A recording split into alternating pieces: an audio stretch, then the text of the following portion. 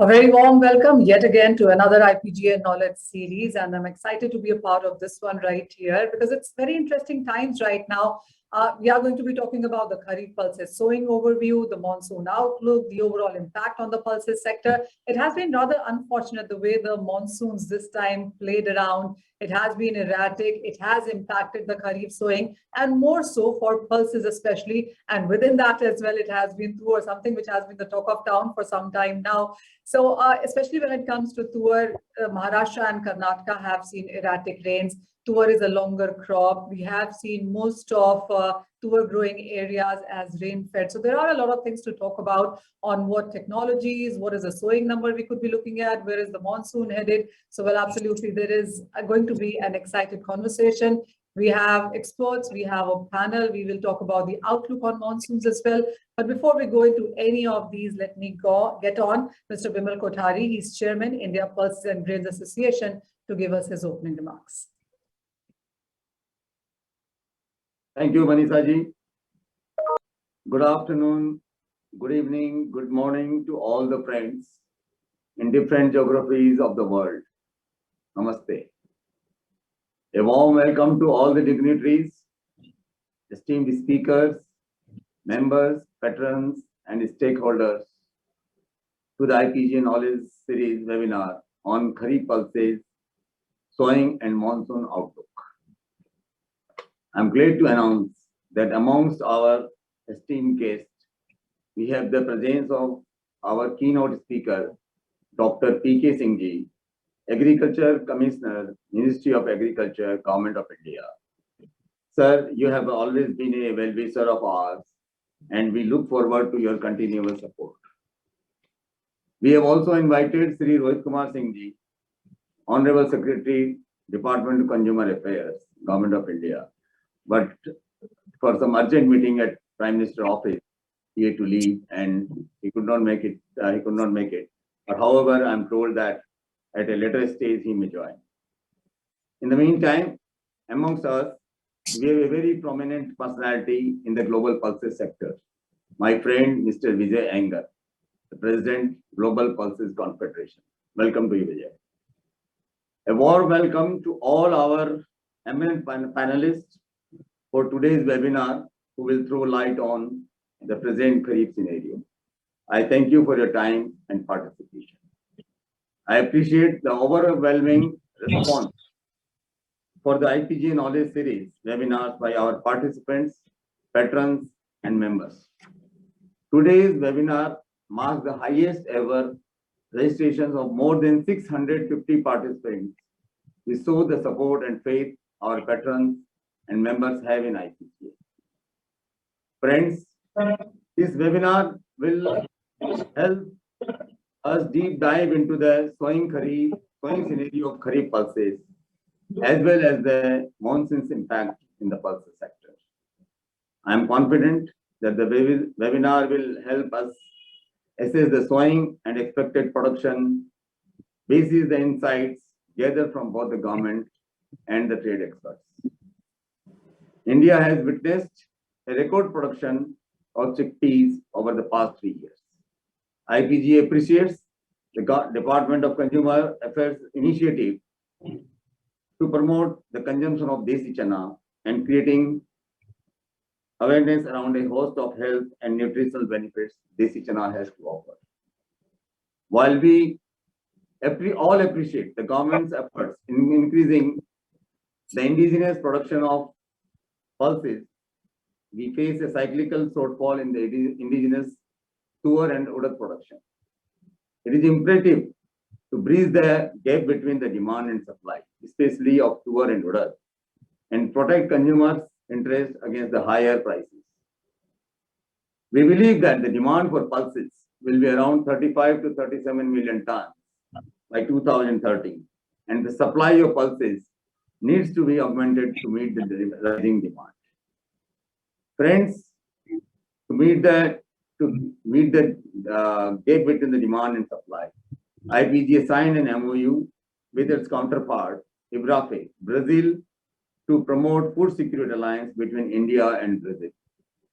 With regards to the said MOU, IPGA has already initiated the action and had a virtual meeting recently with IBRAFE, Brazil, and Embrapa, which is the Brazilian Agriculture Research Institute, and Brazilian Embassy in Delhi, along with Indian Institute of Pulses Research to assist and grow tour and odor in Brazil.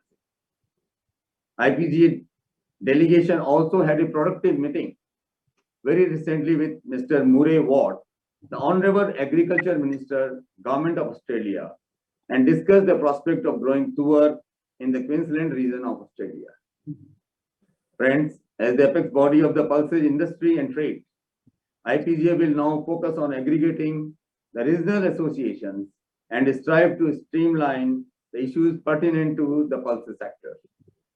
IPGA soon will launch multiple initiatives such as IPGA Skill Development Series, IPGA Udyog Vikas webinars and workshops, engaging our regional, state-level partners, traders, millers, brokers, and stakeholders across the value chain.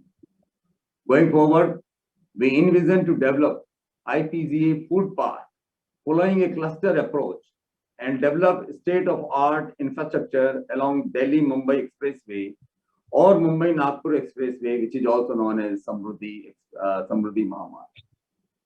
These initiatives will commence soon, and we shall keep you updated regarding the same from time to time. IPGA is now focusing on millet sector, for which we appreciate the Government of India's initiative for International Year of Millets 2023 declared by United Nations. IPGA will now focus on supporting and promoting this initiative of Government of India, and we are excited as we embark on this journey.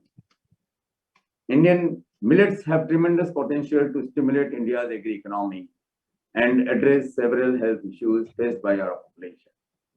We believe that Indian millets hold a great promise for Indian farmers, and we should focus on building on export market for the same. IPGA would be soon venturing out in the promising space to promote the consumption and production of millets besides pulses, and would work closely with Government of India, the millets fraternity, and stakeholders. IPGA is looking at an opportune time to host the Global Millets Conclave, for which we shall announce the dates and venue soon. Friends, before I conclude, I would like to thank you, all the dignitaries, esteemed panelists, and participants for attending this webinar. We will be hosting these webinars at regular intervals, and we are excited to work for the advancement of the pulses sector and the millet sector. Thank you very much, and I will now hand over to Manisha. Thank you so much.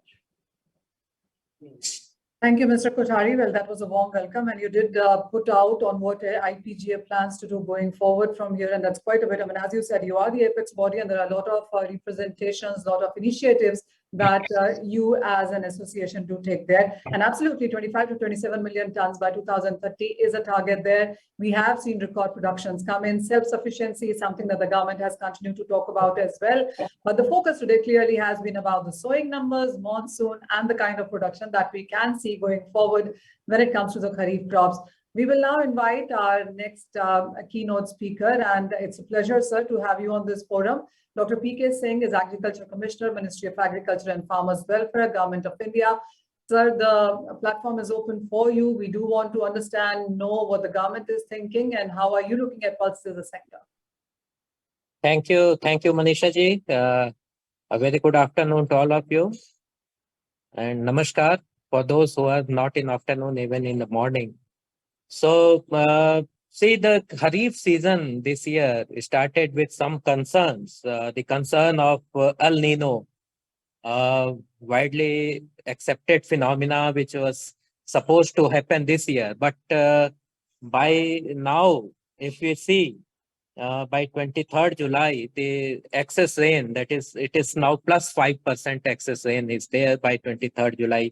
So the concern is now, yes, it is somehow it is gone. And in some area like Northwest India, the rainfall is more than, it is excess to something to the tune of 40% excess. Central India, it is 15% excess, except for the South Peninsula and sometimes in East and Northeast, where we are hoping that in next 1 week will be better, and the lag what was there in the rains is will be covered in next 5 to 10 days.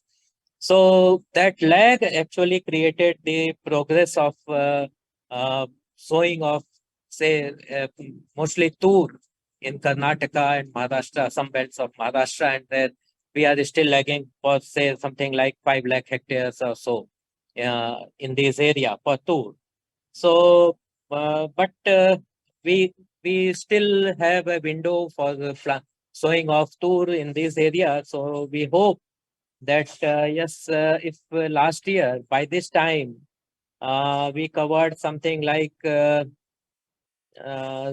say something 70 lakh hectare of total purchase. So this year, so last year it was 77 lakh hectares. So a lag of something like 7 lakh hectares, 6.75 lakh hectares in total.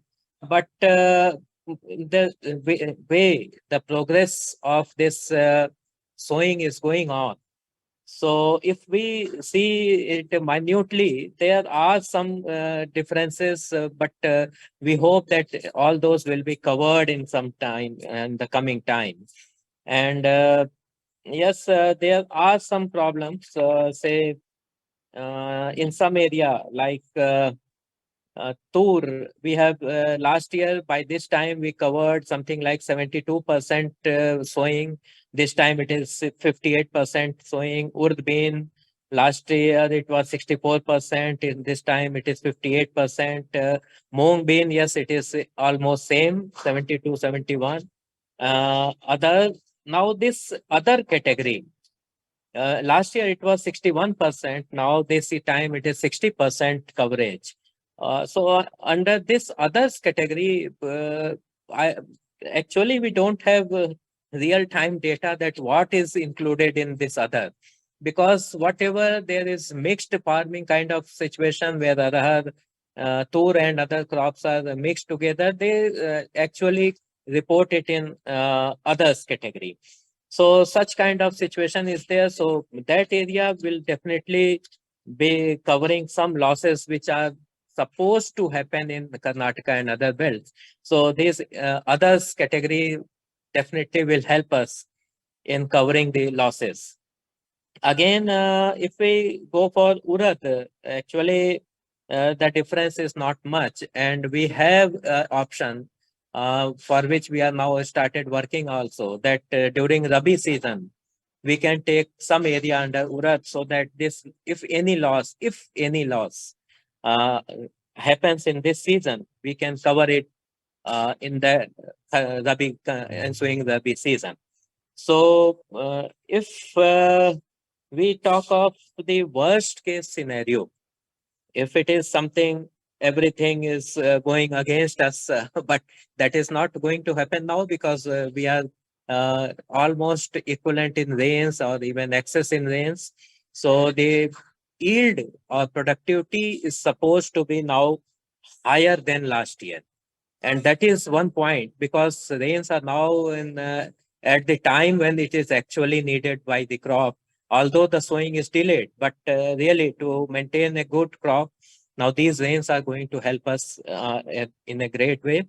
And but still, if everything goes beyond all the losses and all those are taken into account, the delays in taken into account, the loss of area is taken into account, then there may be a shortfall of, say, 1.5 lakh tons of urad in this season.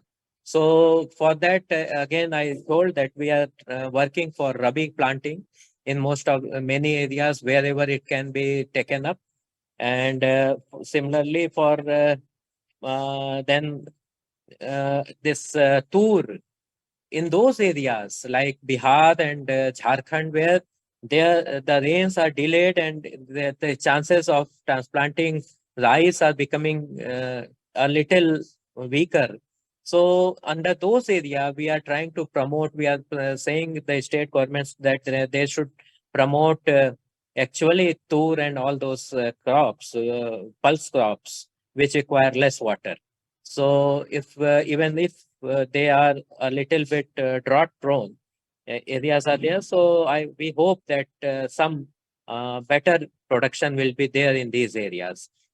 And one more initiative which Government of India has taken is that this time we will be purchasing whatever amount will be offered to us for tur and urad through MSP.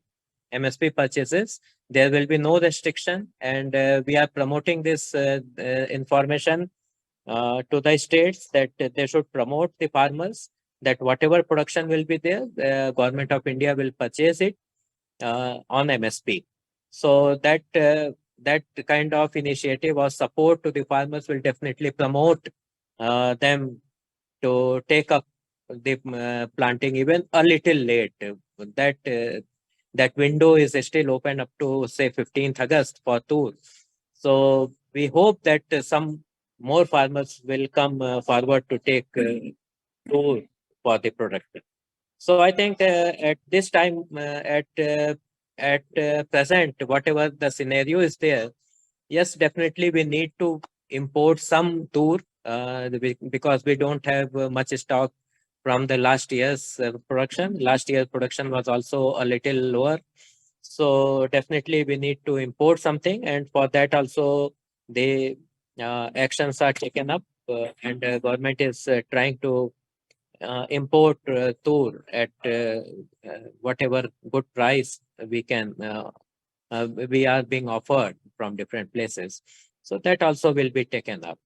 So I think as on 28th July, this is the scenario because scenario changes very fast. So anything can happen. Moong, now we are in overproduction.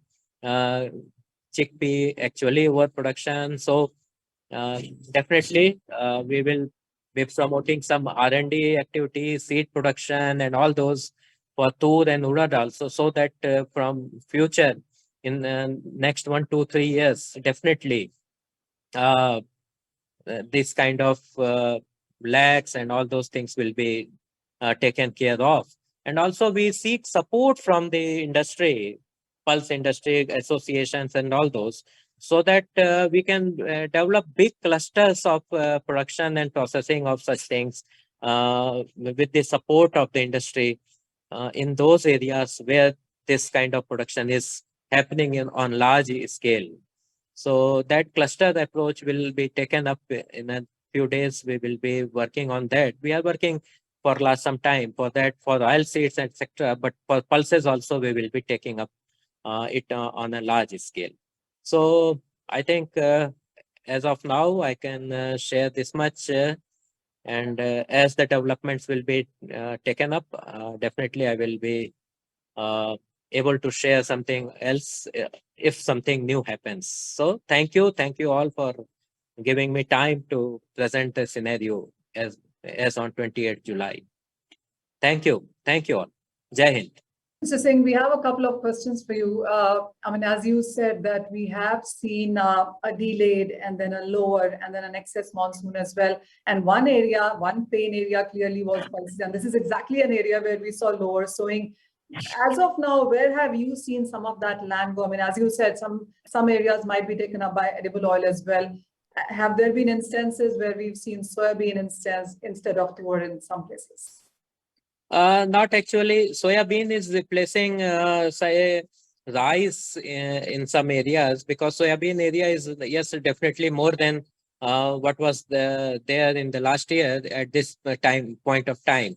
And but it is mostly replacing, say, rice, but not because rains were less, so people shifted to soybean and that to early varieties of soybean to catch up with the rains like that.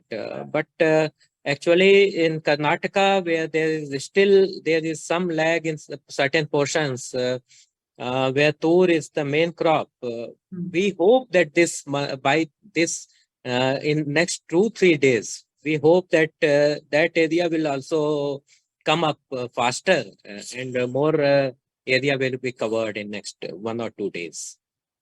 Sir, if I can Yeah, also because in push- 1 week we got that the information that more than something like 5 lakh hectares or so has been planted throughout the year. So as the rains are progressing, farmers are also waiting for the rains and then immediately going to the field and then sowing the crop.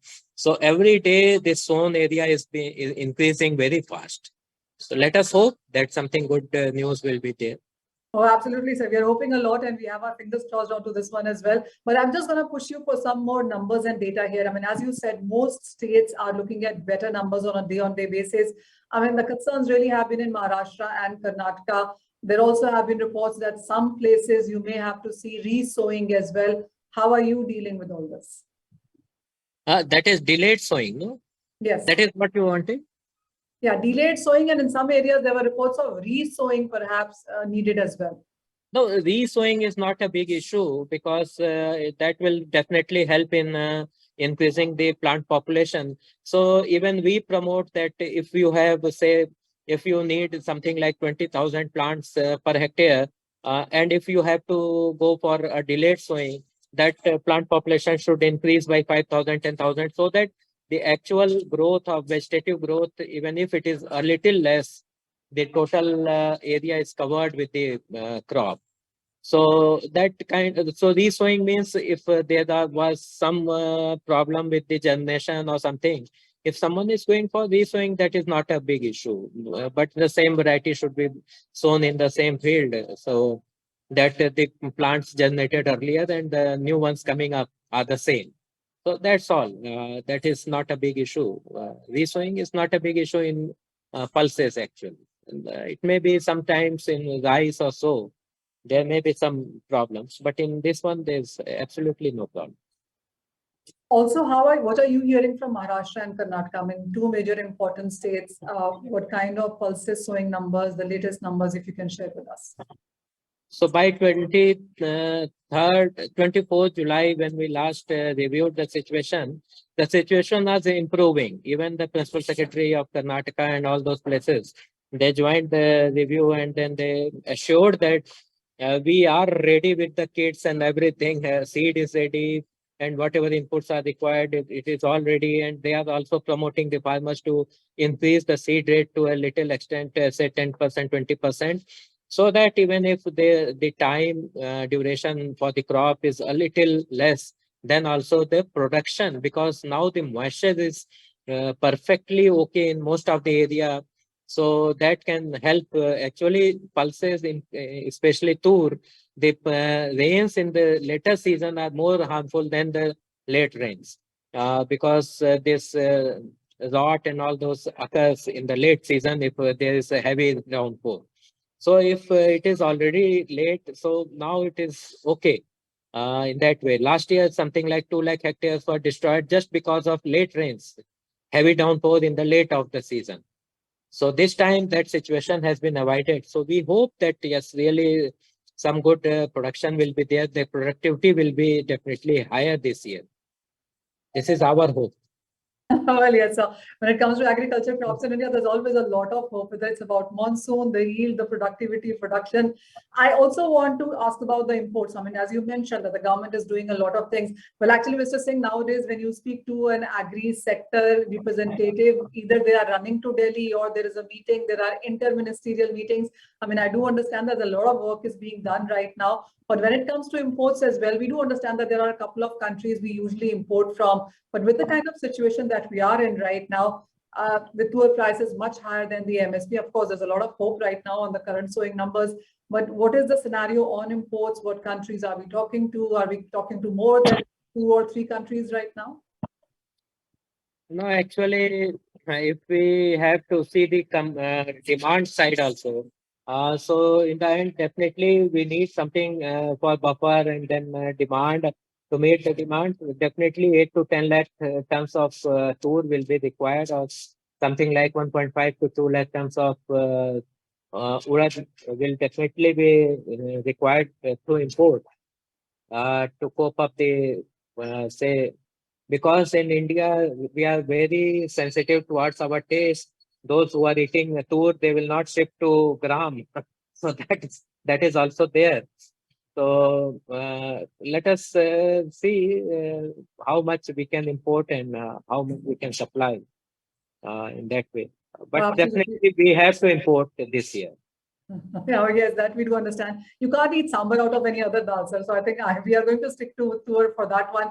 But we also do understand that government has enough stock of moong. Is it sufficient as per you and as per your numbers? Yeah, it is more than sufficient in moong. No? Moong and gram, we are the excess. So there's absolutely no problem for these two. So there's no imports required for these. You're only looking for tour or shopping in the international markets for tour as well. Yeah, sure, definitely. All right, Mr. Singh, thank you so much. We really, really appreciate you staying by, giving us your opinion and answering all of that questions very sportingly as well. So that's about the government perspective. And as Mr. Singh said, it's a very evolving type of scenario right now. Every day we have better numbers. Every day we're looking at monsoon as well with new light there. So that is something that we will continue to do for next couple of months as well. But this is the time to invite our next speaker, and we have Mr. Vijay Iyengar, who's President, Global Pulses Confederation. He's Chairman and Managing Director, AgroCorp. Mr. Iyengar, the stage is yours now. Thank you, Manisha ji. Greetings from GPC. Good afternoon, Dr. P.K. Singh, my good friend, Mr. Bimal Kothari. It's indeed an honor to be part of this seminar, particularly the knowledge series. I myself am looking forward to hearing what the panelists have to say on developments in India, particularly the KHARIF crop. I'm going to step back a bit and talk about GPC and what plans we have going forward. I've just taken over as the president of GPC a couple of months ago in June at our last conference in Sydney. GPC, as you might be aware, is a body that's represented the global pulse business for more than 50 years. We represent the broad cross-section of the community, including producers, consumers, traders, MNCs. We have some ingredient companies as our members, and going forward, we are looking to build on our membership base globally. We work with country associations like IPGA, like the US Dry Bean Council, like the Canadian Special Crops Association, and Pulse Canada, and a number of different organizations around various countries in the world to take care of the interests of the pulse community. Over the last few years, what we have achieved is 2016 was the International Year of the Pulse. That is something that was spearheaded by GPC. We have an International Day of the Pulse that is celebrated on February 10 every year. And we have a specific contract, which is a GPC contract number 1, on which pulses trade takes place globally. Over the last year, we have introduced something called the Pulse Atlas, which is a collection of data points from across all producers and consumers. Nearly 40 countries are involved in it, and covering the entire gamut of all the pulses that are produced and consumed globally. We are really proud of this effort because this is done by a few of our committee members put together, and this is something which speaks to the resource that we can draw on in order to get something done. We are also going to have a monthly Pulse magazine, which is going to be released starting next month, which will cover events across the Pulse community. It will capture interviews from various prominent Pulse players, talk about developments in pulses, and we hope to encapsulate everything that's going on in the Pulse community globally. One of the features that we've had this year is we at GPC feel that these are exciting times for the pulse industry. We have a young and new committee that's taken over, representing many countries around the world, and all of us are fully enthused with developing the pulse business going forward. We have started a relationship with Beans Is How. This is an organization which is under the UN sustainability development goal, and this works with various UN organizations and with the global agriculture community at large. They are advocating that as part of reducing the greenhouse gases in the world, that we double pulse consumption and production by 2028. This is indeed a tall order, but it will set a lot of challenges for the industry. And this is something which will have some impact on India as well. India being the largest producer and the consumer of pulses globally will be impacted by global developments.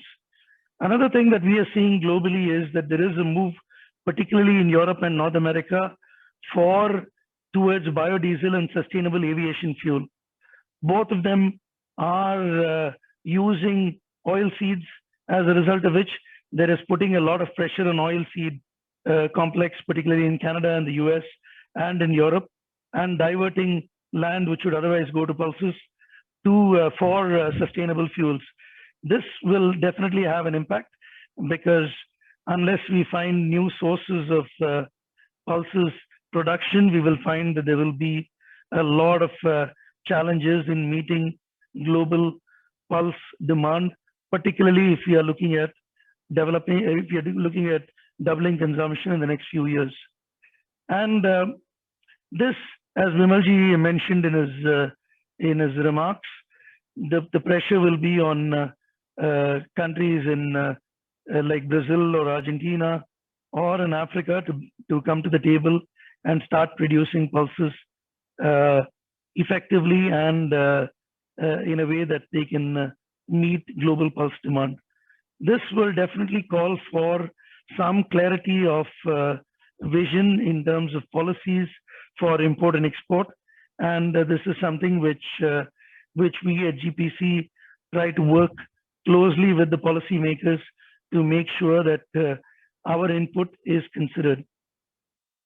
I was very, very impressed with what Bimalji and IPGA has in store for the pulse industry in India. And this augurs well, and we at GPC are definitely very, very keen to work together in order to promote our mutual interests. One of the things that, and this is something which Dr. P.K. Singh also mentioned, research and development is also going to be very, very important in terms of getting together newer varieties, data analytics, better data analytics in terms of pulse production, maybe looking at things like gene editing and other state-of-the-art technologies will be important in order to grow the pulse production. And this is something which will be of great importance to India, and it will definitely be of importance to all consumers globally.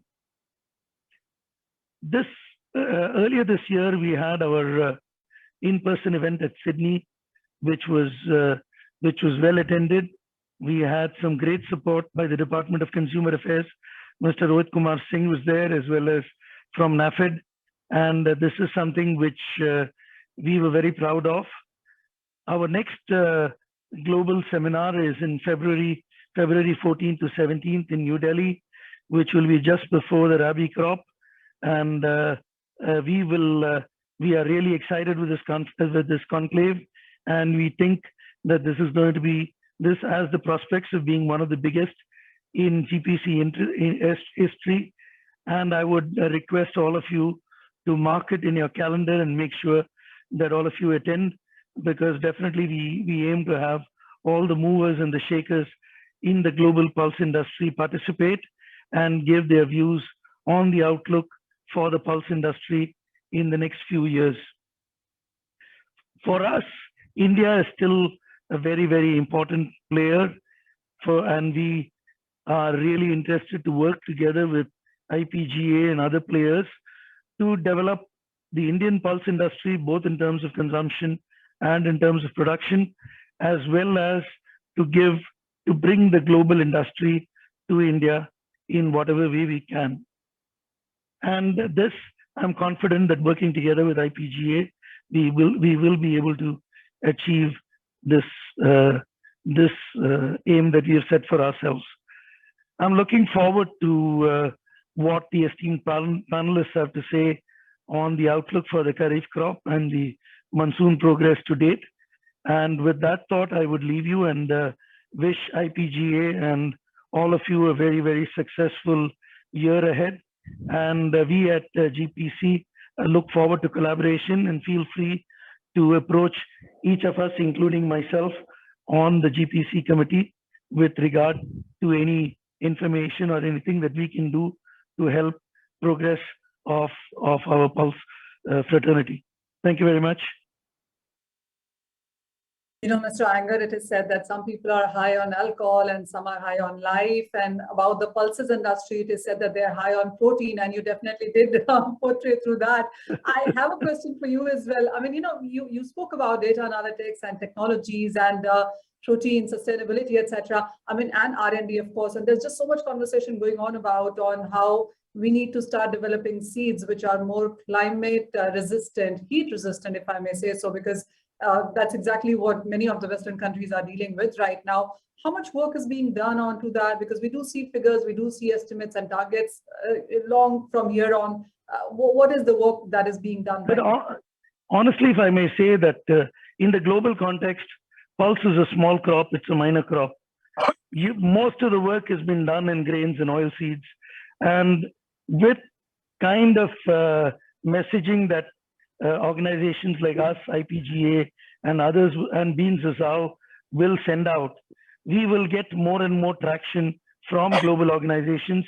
And we ourselves have set this as our goal, to work together with organizations to develop better seed varieties and do more in terms of getting better yields and getting better quality of pulses for the global market. So it's a lot of work in progress, a lot of mention, but there definitely can be more work done. And I think there is work being done in countries like Canada and the US, in India, in Australia as well. We ourselves sponsored a study a few years ago to get a better quality of pigeon peas.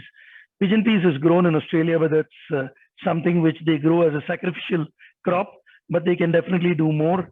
And it's also a matter of having consistent policies as well.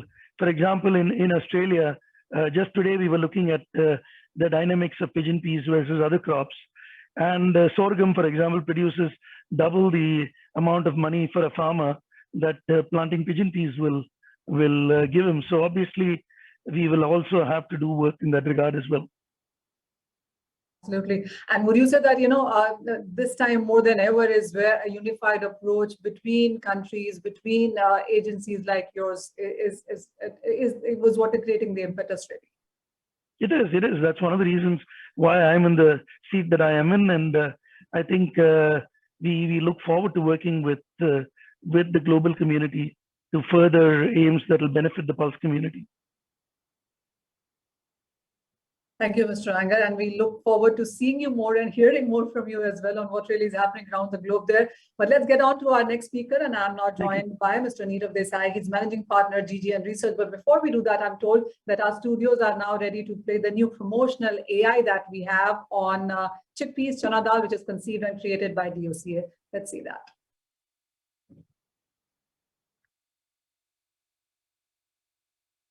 चना जोर गरम बाबू मलाई मजेदार चना जोर गरम। अरे जागृति मैडम, आप यूकी, ये कौन बोला? इधर अपने हाथ में देखिए, मैं बोल रहा हूँ चना। यूकी मिस्टर चना, तुम कब से बोलने लग गए भाई? यही तो, चौंक गई ना आप भी? वैसे सिर्फ यही एक खूबी नहीं है हमारी, हम तो कई खूबियाँ रखते हैं। हमको भी तो बतलाइए जरा। तो ध्यान से सुनिए। कमजोरी जो सताए, इम्यूनिटी वीक हो जाए, मुट्ठी भर तू चना जो खाए, सेहत गुनगुनाए, सेहत गुनगुनाए। अरे वाह, क्या बात, मान गए मिस्टर चना। तो आप भी सुनिए 100 बात की एक बात। उपभोक्ता अधिकारों के साथ सेहत का भी हम सभी को है अधिकार, इसलिए खाइए एक मुट्ठी चना रोज, और पाइए फुल टू सेहत की डोज। हाँ, सेहत गुनगुनाए, सेहत गुनगुनाए। ये थी उपभोक्ता मामले विभाग भारत सरकार की प्रस्तुति। I think after Rose Khai Ande, this is the best I've seen when it comes to marketing some food product. There's some amazing work done onto that one. But moving on, and to talk about the trade view on sowing and crop estimates, Neerav Desai is on with us. Neerav, all yours. Hi, Manisha. Thank you. First, I would like to thank IPGA, Mr. Kothari, Mr. Dongre for giving me this opportunity. Could you please switch on my presentation? Yeah. The next slide, please. So basically, the Kharif pulses area is 10% lower as on 21st July. Mung bean is about 2% lower. Urad bean is about 10% lower. Tuar is about 18% lower. So net 10% lower is the sowing just now. But I would not say it's the end, because we still have windows for certain pulses. Next slide, please. So I would like to first set the tone with the weather pattern. So June, we saw a development of Biprojoy cyclone, which came in, which kind of halted the monsoon progress in Maharashtra, in MP and the southern states. But it did give an unexpected boost of rainfall to Gujarat and Rajasthan. So the reason because of this, we see that there is timely sowing in Rajasthan. I would say rather early sowing in Rajasthan and East MP and Uttar Pradesh, whereas there is a delayed sowing in Maharashtra, Western Madhya Pradesh, and Southern India. Next slide, please. The June was 10% lower overall, but I would say that is not really a matter as far as the yield is concerned. When we come to July, the July rain has been 16.8% surplus. July rains are still ongoing. The surpluses are going to be higher than this, we feel. Most importantly, sooner or later, the Western MP part also got covered. But there are certain districts in Maharashtra like Solapur, Hingoli, Jalna, Sangli, Ahmednagar. They were still struggling till 10th or 12th of July to get rainfall, even Karnataka. So this was a little cause of concern till, I would say, the first or second week of July. But from 13th, 14th July, the rain has been very good. And we see that now the rainfall everywhere across the country is sufficient. As far as the pulses areas are concerned, we don't see even the extreme rains that happen in North India, in Delhi and beyond Delhi. That kind of heavy rains has not affected much of the pulses area. So overall, except this delay in Maharashtra and Karnataka, the weather has been more or less been good to the pulses crop. Next slide, please. Going to Moong bean, the biggest state is Rajasthan. And this good rainfall that came because of Biprojoy has drastically increased the acreage that Rajasthan generally takes, or it was an early sowing also there. Though there is some, I would say, decrease in other states like Maharashtra and Madhya Pradesh. But I think overall, because of the boost in Rajasthan, there is no major issue. Next slide, please. As you can see the numbers, it's about 19% up, but 3.1 lakh hectares in Rajasthan, it is higher. Maharashtra is down by 1 lakh hectares. Karnataka is down by 2.43 lakh hectares. But even after the decline in Maharashtra and Karnataka, Rajasthan has covered quite well. So it's only 0.55 lakh hectares lower. Next slide, please. The problem has been with a little bit with Urad, because Urad has a sowing window, and the sowing window is till end June, maybe a little bit early July. So whatever area has reduced in Maharashtra and the southern states, I don't think the farmer can take up that. So because of that, I think this is the only pulses which might lose out on covering the sowing with this beneficial rain. Next slide, please. You can see Madhya Pradesh is down by 1 lakh hectares, which maybe there could be a little bit of coverage that can come in. Uttar Pradesh and Rajasthan have higher acreages by about 33,000 and 24,000 hectares. Again, Maharashtra and other states which kind of lost the urad acreages. Next slide, please. Tuar. I think Maharashtra and Karnataka tuar sowing is trailing behind about 6.13 lakh hectares. This is the cause of concern for everybody, the government, the industry.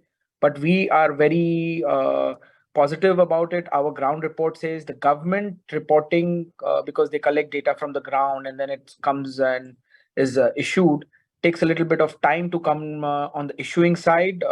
So we feel this area will be covered. Maybe we may even surpass by a marginal 1,000 hectares higher than last year, because the tuar sowing window is still there.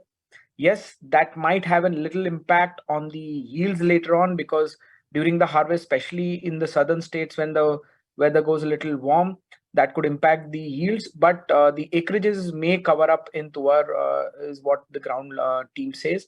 So we are positive on that. So the next slide, please. So I'll not take much of your time. I was given 10 minutes. I think the conclusion is the late pickup of monsoon rains and planting of pulses was lagging, but the farmer had the intention to farm, to sow pulses because of good prices. So except urad, they're going to take both the crops. Moong got the good rains of Rajasthan. Tuar will be covered in the southern and Maharashtra.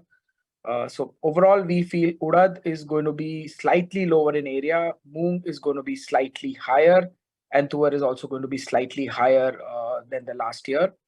As far as the crop condition is concerned, we feel it's overall 70-80% of the pulses area are doing very well.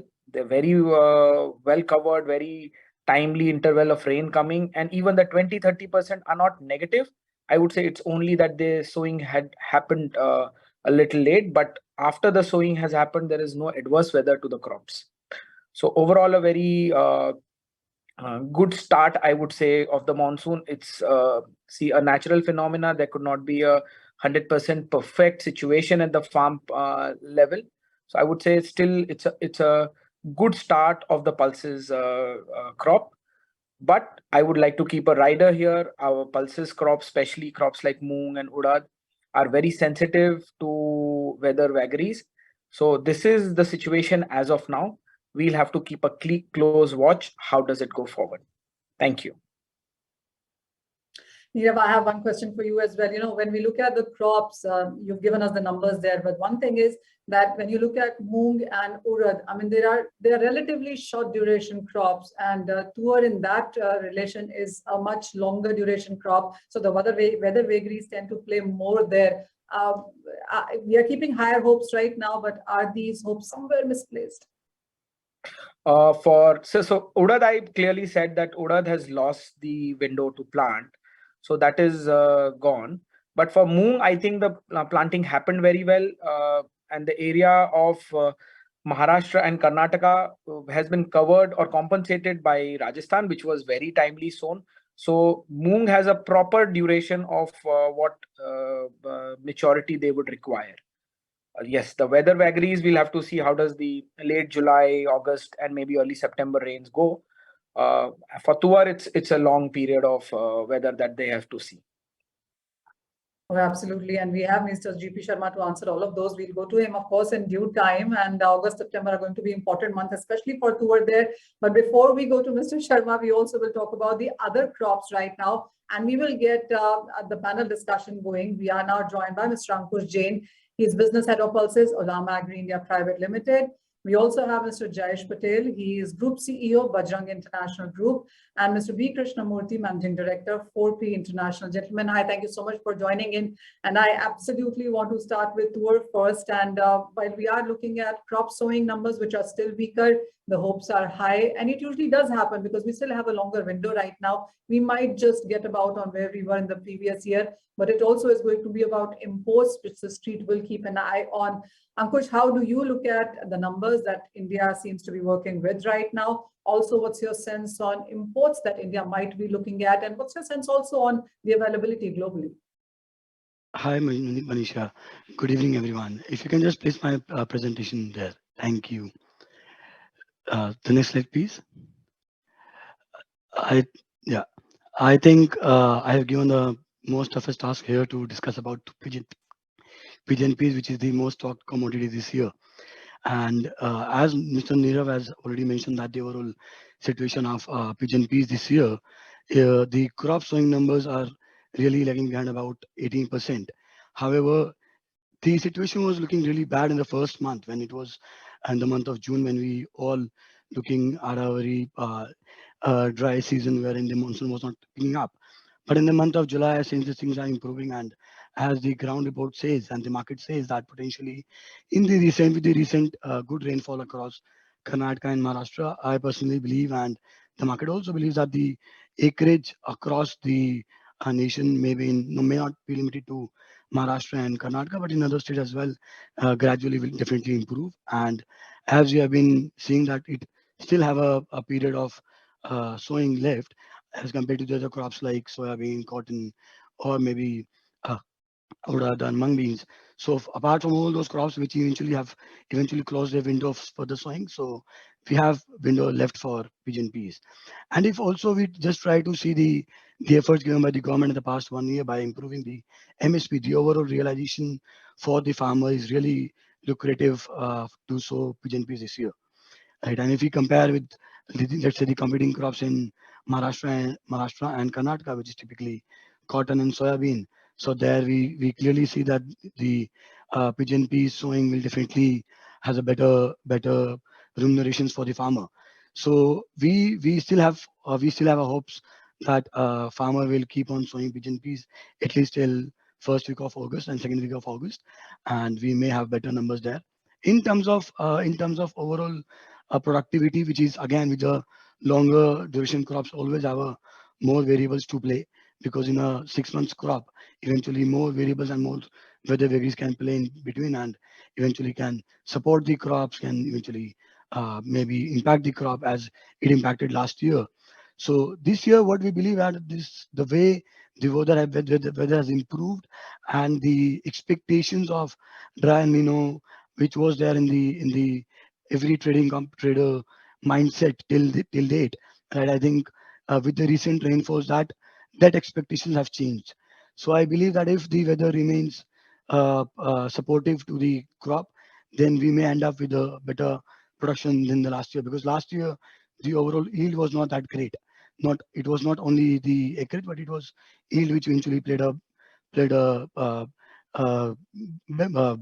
bad impact last year. So this year, I believe if yields close to normal goes, then potentially we may see better crops than the last years.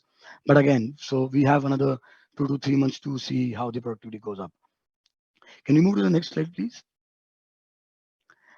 If we see the month-wise import chart from the multiple countries where we import from, typically Mozambique, Malawi, Sudan, Myanmar, and let's say the other small countries. So out of these countries, most of the African countries like Malawi, Mozambique, and Tanzania is eventually facing the harvest now, and we are expecting at least 500,000 ton of crop coming in or imports coming in the next 3 to 6 months, which typically will definitely support the overall supply tightness in India, which is pertaining to pigeon peas. So historically, also we have seen the month-wise imports there, and this year with the OGL in place, which is typically free import quota by the government of India, and lucrative prices for the global farmers, and the initiatives taken by GPC and IPGA, I believe farmers across the globe, not only limited to these countries which I've just mentioned here, I think in small other countries like Kenya and which I think Jay sir will definitely take up upon. So potentially, I think all these countries will definitely try to sow more pigeon peas in the coming years. But this year, I think we should definitely be expecting at least 500,000 ton of imports in next 3 to 6 months time, and approximately 1 million ton in the next 6 to 12 months, which will definitely add up to the supplies of pigeon peas in India. Can you move to the next slide, please? If we talk about the overall pigeon pea situation in India, it's not a very conducive or very easy situation which we have seen for pigeon peas because of the tightness in production, right? But even then, by the recent recent development and interventions by the government, wherein they have imposed the stock limits in the last month on June 2nd. Suppose that I think the overall the stock which was there in India is well distributed amongst the value chain participants, which is typically amongst the millers, amongst the traders, amongst the importers, and which means that we have cargoes available for the processors to eventually process and meet the immediate demand of the consumption. We cannot negate the fact that the consumption of protein and consumption of pulses is increasing. That's something which is clearly seen every year on year, and with the increased payable capacity of an individual in India, which the per capita payable capacity is improving in year on a year basis our GDP growth, right? So which means that a consumer is ready to pay, but ready to pay for what, and what is the amount which he can pay. That's more important point to consider here. So for example, if someone wants to really consume a protein, then I think he has multiple options of protein to consume within pulses itself. So I think now here the consumer also has to be more conscious while choosing the protein source, not limited to a tough commodity like pigeon peas. So for example, in case of vegetables, when it comes to, let's say, tomatoes or onions or let's say garlic, so there the requirement of tomato or onion is very different from consumption patterns of pulses, wherein pulses typically consumed from conventional mode, and eventually it is typically protein considered as a protein source. So even we believe that in the Horeca segment, which is typically most economic judgmental segment, where people have already started shifting from commodity like pigeon peas and mung beans to cheaper source of protein like lentils and chickpeas all across key states in India. May not be the southern states, but definitely in the northern states, in other states where people can eventually shift. So that's kind of a shift we have already started seeing there. So overall, we believe the stocks in India would not be more than half 8 to 10 lakh tons, but it's very tough to eventually gather that data, and I'm sure the government must have been able to get that data. But we as a market participants, for us it's really tough to get right data there. However, if we see that, then I think in the next 6 months, that balancing is quite critical for PGMPs to see. If you can move forward to the next slide, please. So if we move on to the next crop, which is typically mung beans, so there we have seen that in the southern states. So typically this year, in case of El Nino year, we have seen that the southern states were typically dry in the first month and wet in the northern states.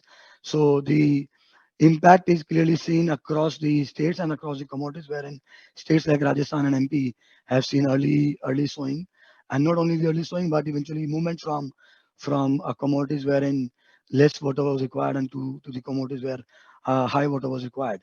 So we have seen the shift as well as early sowing in mung beans. So we believe the Rajasthan will come up as a leading state and will compensate the losses made in Maharashtra and Karnataka. However, the overall crop, which looks like the same as of today, but we believe that it may surpass because the last week sowing numbers looks almost at par, but this week we expect that it should ideally surpass in terms of overall sowing numbers. And in the next 2 months we can clearly so I think we have to keep our finger crossed in terms of the weather, and if all goes well, then we can see a better production. Overall, the way the government have played in terms of increasing the MSP and strengthening the farmers to give them a confidence that we will procure the cargo at MSP, I think that played well for chickpeas and mung beans like commodities, and which is why I think we have seen India becoming a self-sustainable country in mung beans as of today. However, if as of today, if we see across the pulses segment, we have either chickpeas or mung beans only as a surplus or buffer stock with the government, not the other commodities like pigeon peas or black mat pay or lentils. Yes, they have, but not in a abundance. So I think in the next few months and maybe in the next few years, government will definitely and they should definitely encourage farmers to sow more and more pulses, and they should eventually procure more and more pulses all across commodities, not limited to one or two, so that they can create buffer of all the commodities, because for a household, it becomes really difficult to switch from one commodity to the other commodity. For an economic buyer, it does make sense, but for a household buyer, it really takes a lot to shift from one to another. So these commodities play individual roles. So that's my views on PGNPs and mung beans and overall pulse basket. Manisha, thank you everyone. Thank you so much for that, Ankush. And before we actually get into that Q&A, I would also invite Mr. Jayesh Patel. He also has a presentation to make on his sense on what he thinks the pulses as a sector could be going on. Jayesh, all yours. You are on mute. So. Thank you, Manisha ji. Good afternoon to everyone. If you could just switch on to my presentations.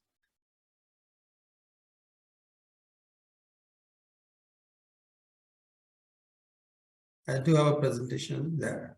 Yeah. Mr. Patel, would you want to share your screen if you have a presentation ready there? I shared with the Parag actually. I'm not sure. You want me to share the presentations? Yeah. Can you do that? If you can share. All right, I will do that. I will do that. Okay. Sorry for this. Oh.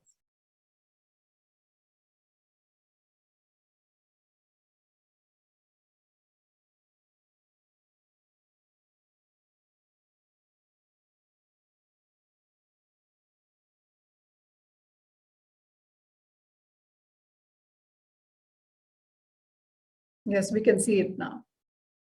Sorry. Oh, you have it. Yes. Yeah. All right. Thank you, Manisha ji. So can you move to the next slide?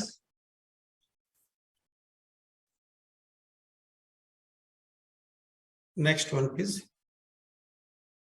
All right, so the entire presentation contains the 4 parts. What is the historical export out of Africa? And then what do we expect out of Africa in this year? Secondly, the varieties of the pigeon peas grown in Africa. Third is the global production of pulses versus the pigeon peas contributions to the pulses basket, and the key area of attentions and recommendations. So can we move to the next one? All right, here I have a slightly different views compared to the others.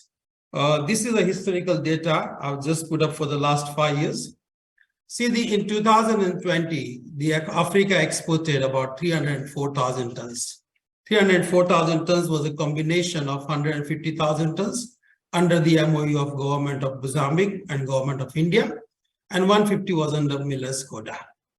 2020-21, that MOU quota was gone up to 200,000 tons. Miller's quota remained at 150,000 tons. So basically it became 355,000 tons. 21-22 and 22-23, the last 2 seasons, these quota systems and everything was like it came as a part of OGL, and this export out of Africa jumped almost to a double from 355. So I do understand that we have major concern, but Africa is the solutions and was the solutions providing in the past before the 2017. So the key observation which I would like to see that what has happened from 2017 to the 2023. So Mozambique has constantly, if you see, the production has increased almost from the 200,000 to the 461,000, is largely because of the support of Government of India and having the MOU with the Government of Mozambique. And obviously there was a part of cross-border trade between the Malawi. Secondly, the Malawi, Kenya, Uganda, the production has gone down because they were not having any MOU, and they were only depends on the Miller quota, which was considerably small in size, and that has actually not encouraged farmers as they did not get any better returns. Also, there was no market. So this is the very important for us to see that, okay, today we are all talking about the pigeon peas or the crisis of the pigeon peas, but it is a consequences of the policies decision that what we had in the past. The Tanzania production was also was in 2017, when the government has imposed the sudden ban, the prices of pigeon peas has fallen below $200 a ton. And that was also the impact. So in short, I would like to say that historical export out of Tanzania was 2.5 million tons. It has got disturbed because of the change in policy, and it is now back to a normal things into the what it was before. I think coming year 2023-24, I would expect more or less the similar number of last year, is almost the 700,000 tons, would come between now and the December, or perhaps to the early January. So there is a sufficient pigeon peas that we should expect in the coming year. Next one.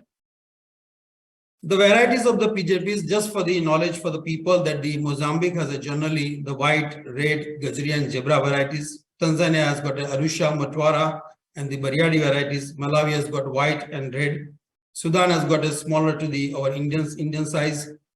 Kenya has got almost Arusha type. Uganda has got a whitish and small. The main challenges in these varieties which we faced is because the people are having a different perceptions of the quality, and that is largely it happens with the market scenario. If market is bullish, this variety doesn't matter. If bearish, then you do end up having some issues on that thing. Let's look at the next slide. I think this is the major concern why we see a sudden hike into the pigeon peas price on the things. I think this is something which we should see. The global market, or maybe the Indian pulses market, is about 26 to 28 million tons. Rest of the world market is about 66 to 68 million tons. And so the combination of India and the global, the total market size for the pulses is about 92 to 95 million tons. Out of which, what is traded is about 11 to 12 million tons, as opposed to what is produced globally. The thing. Now you look at the pulses as a pigeon peas. Pigeon peas export out of the rest of the world, mainly Africa and the Myanmar, which is about 700,000 to 800,000 tons, which in amounts of 6.5% in the total. While if you account in terms of the global production, this number falls to 4.5% of the things. It means the point which I'm trying to highlight, it is such a small commodity. You know, that any one large corporate can control this commodity. In terms of magnitude, it is not a big, it's a small commodity. So I was trying to draw the attention of the people why we see a sudden hike. Suddenly what happens that in abnormal situations or adverse situations like today, we'll see a lot of part-time people, you know, who is not in this trade, they also become active, which also contributes to this sort of shortfall into the thing, because everyone would like to see there is money in the thing. Additionally, the government initiatives, you know, government would like to you know, for the consumer keeping in mind, obviously some political decision in mind, they try to, and people see this is also as an opportunity, and which also fuels the prices in the pigeon peas as such. And the last one is I'll try to wind up quickly. And the main key area, I mean, this year what we have to see, that Malawi and Mozambique, we had a bit of El Nino in the month of April and May. We have seen some impact to the crop like the maize, sesame, and the green mung beans. We will believe pigeon peas will not have much impact, but it will have a slight impact because the Zambezi area and obviously the Chikwa area in Malawi, these are the areas where the pigeon peas has been grown, and we have seen some sort of El Nino impact on that, but it is not a major impact. I would like to not to have people to have fear about it. Second thing, what happens that this year is sadly because of the last year, the input price was very high. The fertilizer prices were very high. So the farmers couldn't apply enough fertilizers, and that has resulted into the high prices of the maize during the harvest. So if at all, if the pigeon peas prices fall, then there is a chances that people would consume locally the pigeon peas, and that will have an impact of the export of pigeon peas to the thing. And then lastly, the recommendation would be the thing that the Africa remains, you know, Myanmar is about 250,000 tons, not a significant export out of thing, but Africa is about 700,000 tons in total. So Africa remains the larger producer of the pigeon peas, and obviously it meets the demand or the shortfall which is produced between the India consumers and the producer of the thing. So it is recommended that the government of India looks at pigeon peas as a separate policy as opposed to the, as a generic policy combined with the other global policy of the pulses as such. And secondly, the scalability of pigeon peas, we always have, if you talk about the last 2 years back, people was always talking about there's a cheap import. And I think I also seen you on CNBC many times talking about the cheap import from Africa and all the thing.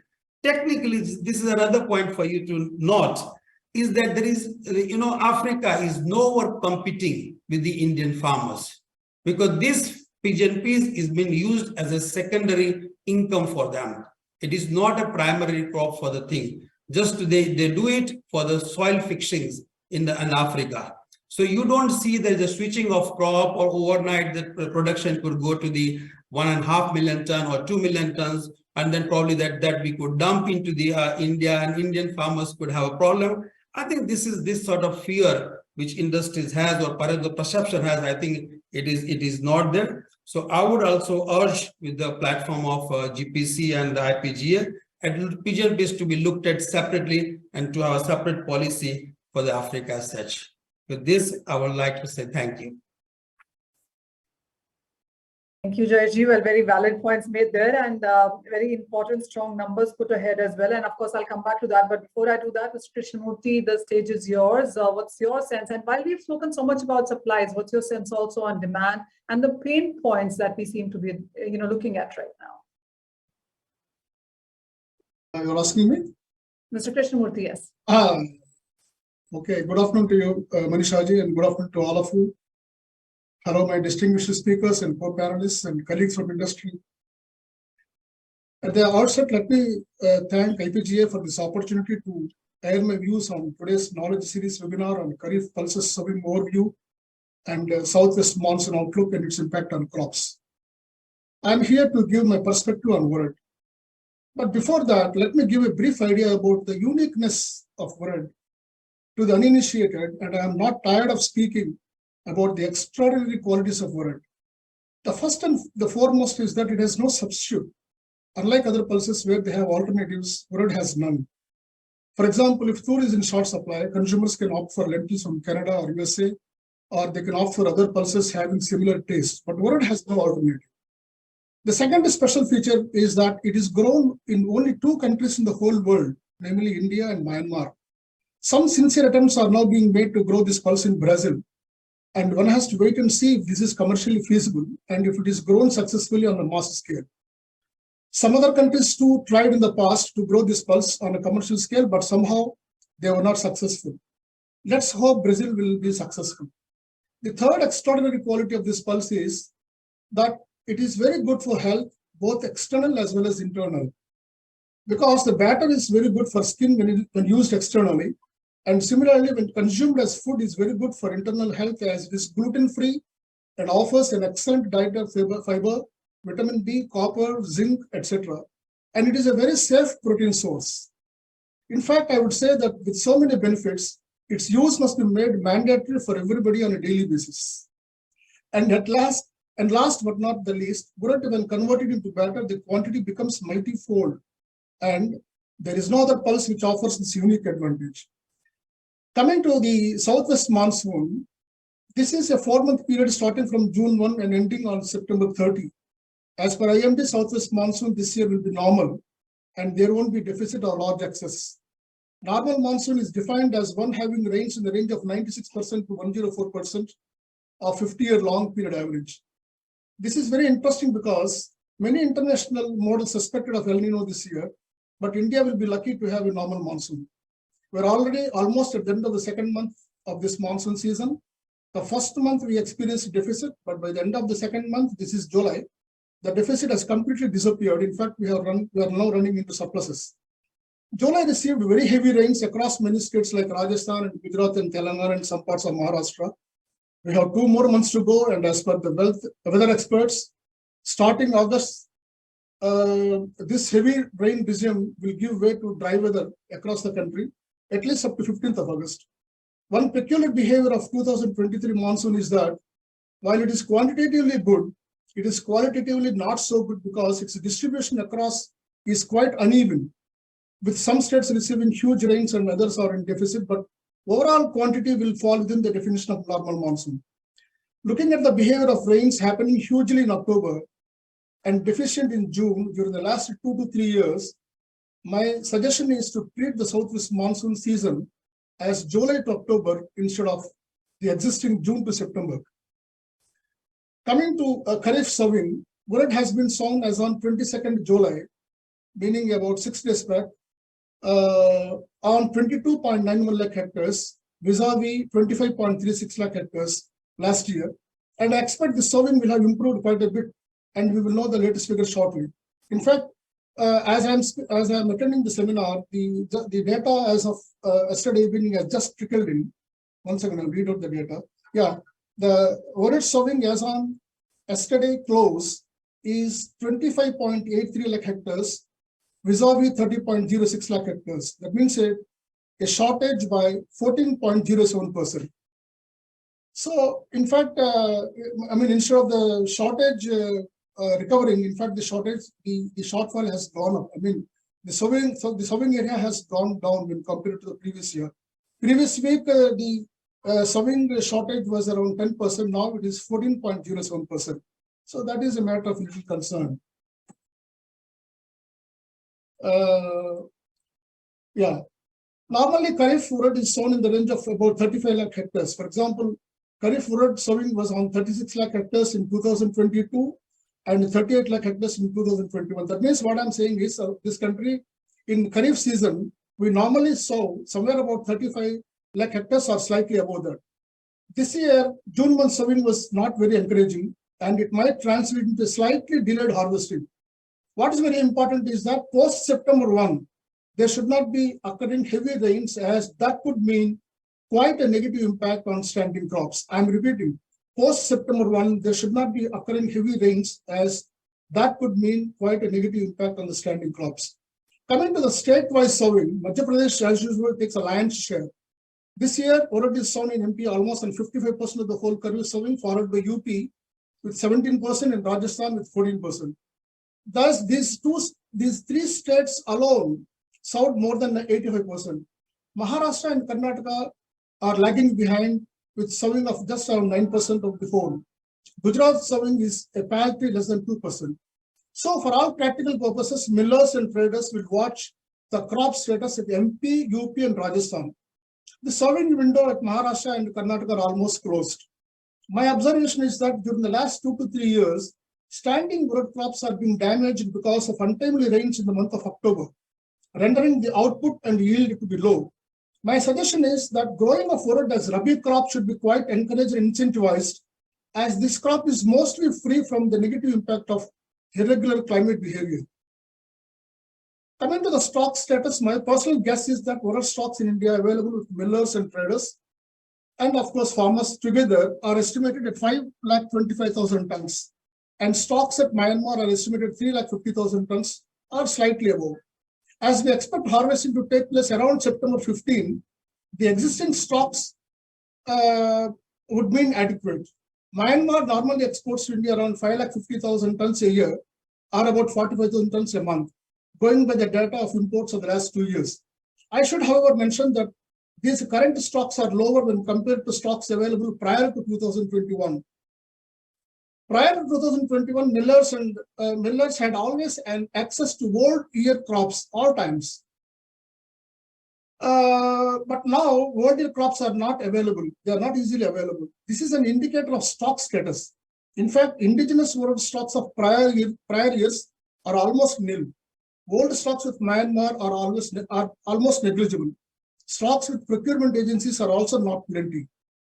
So coming to price scenario, I expect the current prices to remain stable for the next 2 weeks, as all would watch the behavior of monsoon after 15th of August till 15th of September. And any unusual weather behavior will have an impact on crop, and therefore prices will be impacted. Overall, I assume prices will remain stable for now. After 15th September, I expect prices to be quite soft, assuming climate doesn't play truant. That is a big if. Government of India have in the recent times taken some steps to arrest price rise in dals. They have imposed different quantities of stock limits for different categories in the supply chain. These stock limits are to be enforced till 31st October. I think this needs to be preponed to September 15, because by that time new crop harvest will commence, and any continuation of stock limits will quite negatively impact farmers, as prices may quite come down, going below MSP levels of 7,000. Government of India also issued an advisory to importers from overseas to dispose of their imported stocks within 30 days from the date of out of charge issued by the customs. This particular advisory is causing financial losses to the importers because they have to necessarily sell their cargoes within 30 days, irrespective of the prices. I think they had the freedom of stocking in warehouses and wait for prices to recover and then sell before. Now that freedom is not there. So that is a matter of concern. My feeling is these stock limits are no longer required.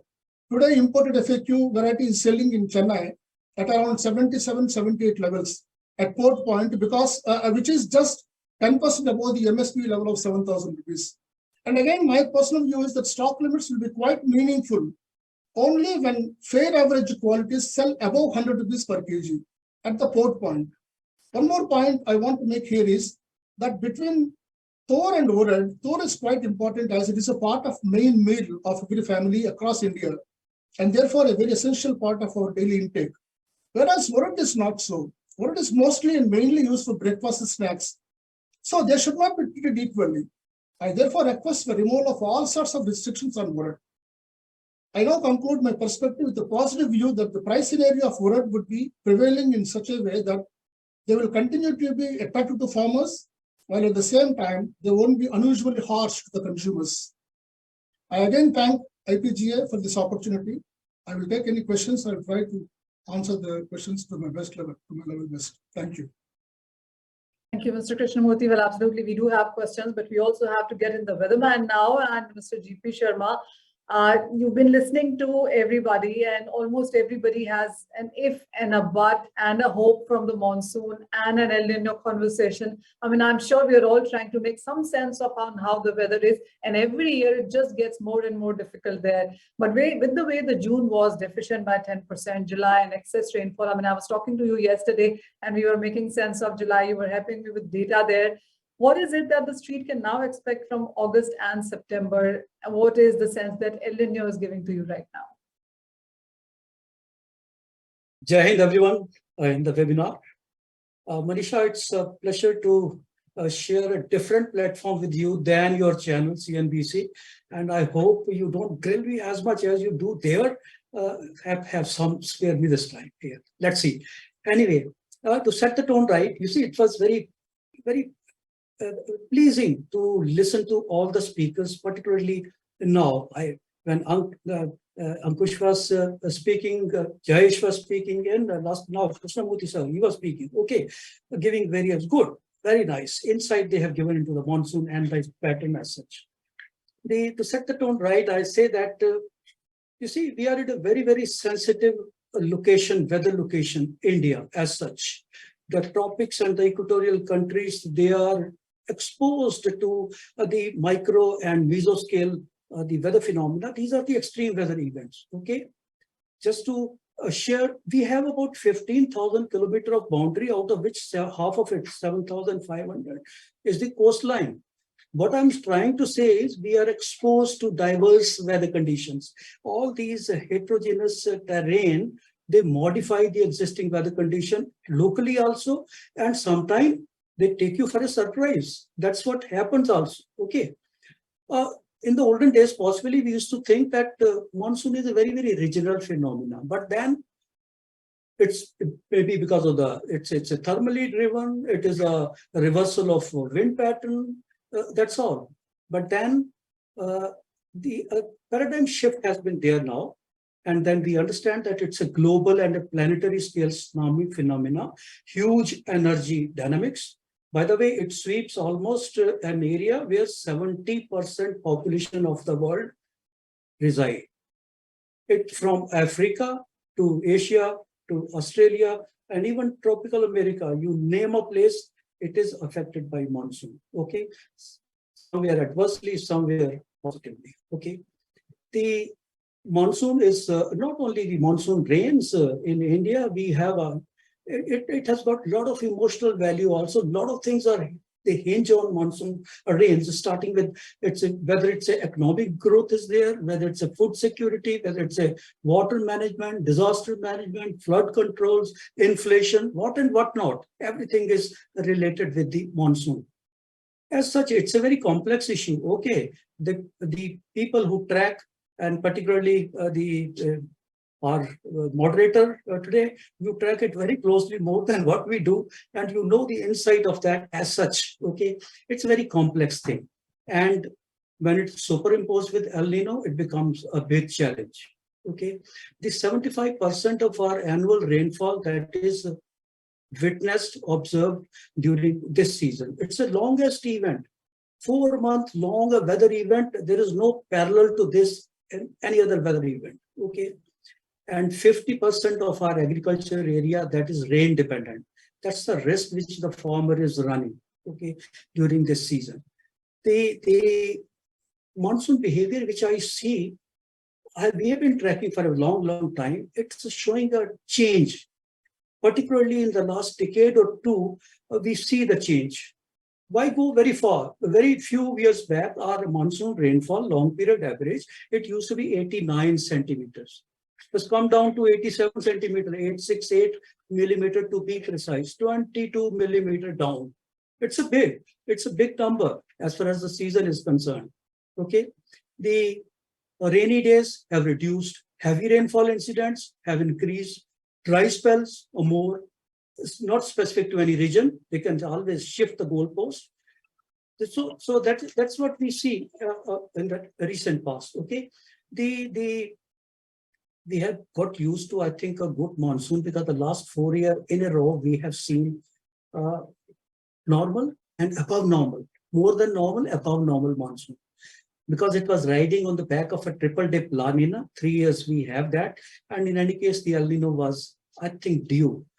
As it is, it happens once in 2 to 7 years or so. And we have seen more of this in this century as such. To mention something about the El Nino, it is the most disrupting weather phenomena on this planet Earth. It creates, let me tell you in no uncertain words, creates climatic chaos. It is the most powerful fluctuation in the globe, which impacts many parts different way, adversely or otherwise also.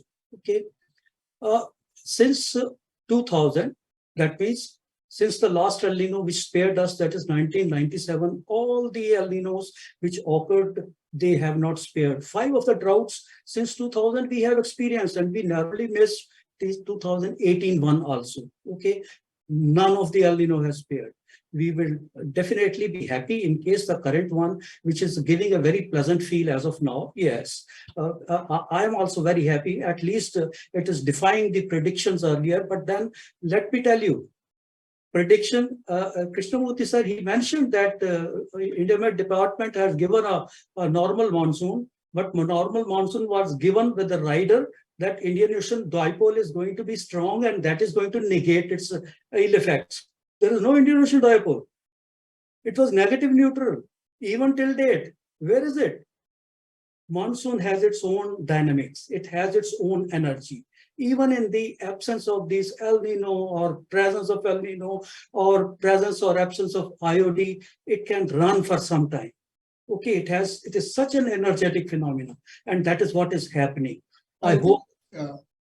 Yes, can I say one thing in this? Yes, please tell me. In this regard, say what IMD said is, although all other models are predicting El Nino for this country, they say that it will be neutralized because of the presence of positive IOD. And I think there is a reason why this month we received so many rains. I don't know. I'm not an expert on weather, but as they predicted this month, we have seen huge rains across the country. That's what I am trying to say, sir. IMD said that it will be neutralized because of IOD. What I'm saying is there is no IOD. Okay. They also said that the Northwest India is going to be deficit. The highest excess rainfall is in Northwest India now.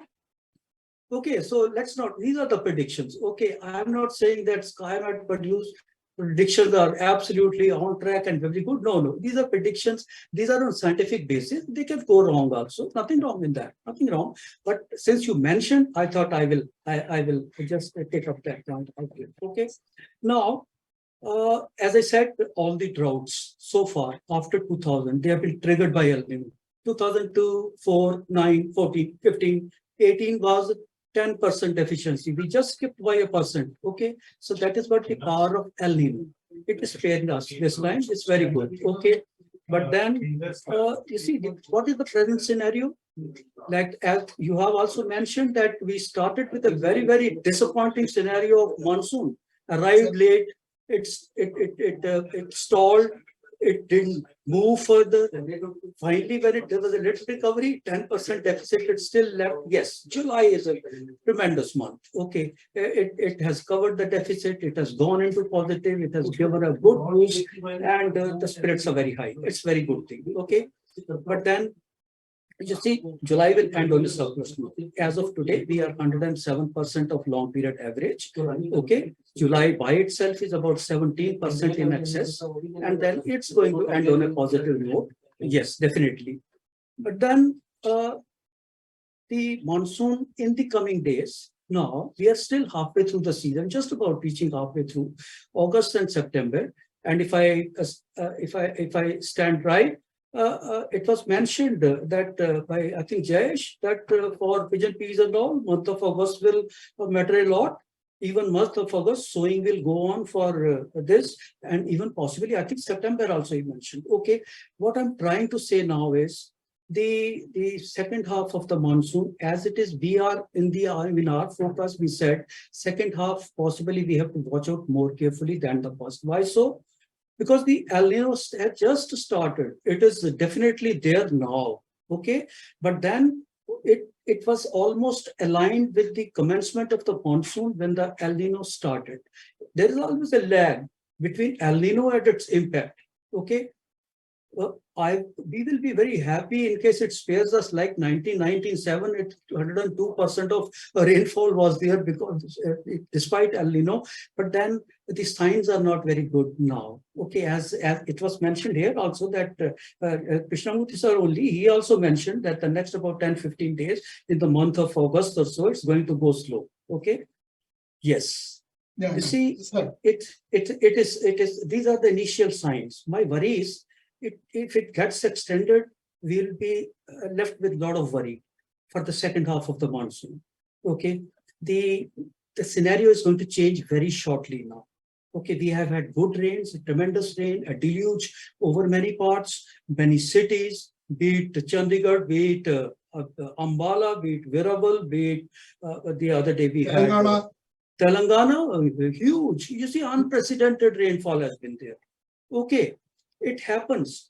What happens? Rajasthan, sir. Rajasthan, huge rains, sir. Rajasthan. Yes. Okay. But then the coming days now, as it is the rains which were given in Telangana and Andhra Pradesh by this monsoon system, it is moving unusually towards northeast, giving some rains now. And one way I'm happy that it will be giving rains on the most deficit pockets existing as of today. Bihar, Jharkhand, West Bengal, 40 to 50% deficiency of rainfall is there. Halfway through the season, it's a huge. If you remember last time, Bihar and Uttar Pradesh, East Uttar Pradesh, they remained the deficit till fag end of the monsoon, till mid-September. The deficiency was 50%. Sometimes it goes beyond the imagination of the monsoon surge to cover that much of deficiency. But now, this system, it's taking an unusual track. Normally, it happens at the time of withdrawal, that it is going towards northeast, covering Chhattisgarh, Bihar, Jharkhand, West Bengal, Bangladesh, and staying there for some time. Okay, one way it is good. It will definitely cover some deficit over those areas, which is badly needed. But then what it is going to do is, it is going to shift the monsoon trough. In the absence of any other monsoon system anywhere over the country, it is the monsoon driver is the monsoon trough. The northern end or the western end as such is a little north of a normal position. Even the eastern end will go up, shift a little north, and ultimately goes close to the foothills. In simple languages, not now, but then we call it as a break in monsoon condition, wherein it shifts all along the foothills. Situation will not be akin to that as of now, but yes, similar to what is that. We do not know after what happens, but then the trough definitely will shift, and so are the rainfall pockets. There is not going to be any rainfall or hardly any rainfall for Rajasthan, for Gujarat, for Madhya Pradesh, for Maharashtra, Chhattisgarh, entire south after 3rd of August. And it will, you can take about 10, 11 days, 2 weeks or so, where it is going to be silent. I don't know. I don't like to scare anything, but I like to share information with you that this is what is in store. This is what it is looking like me.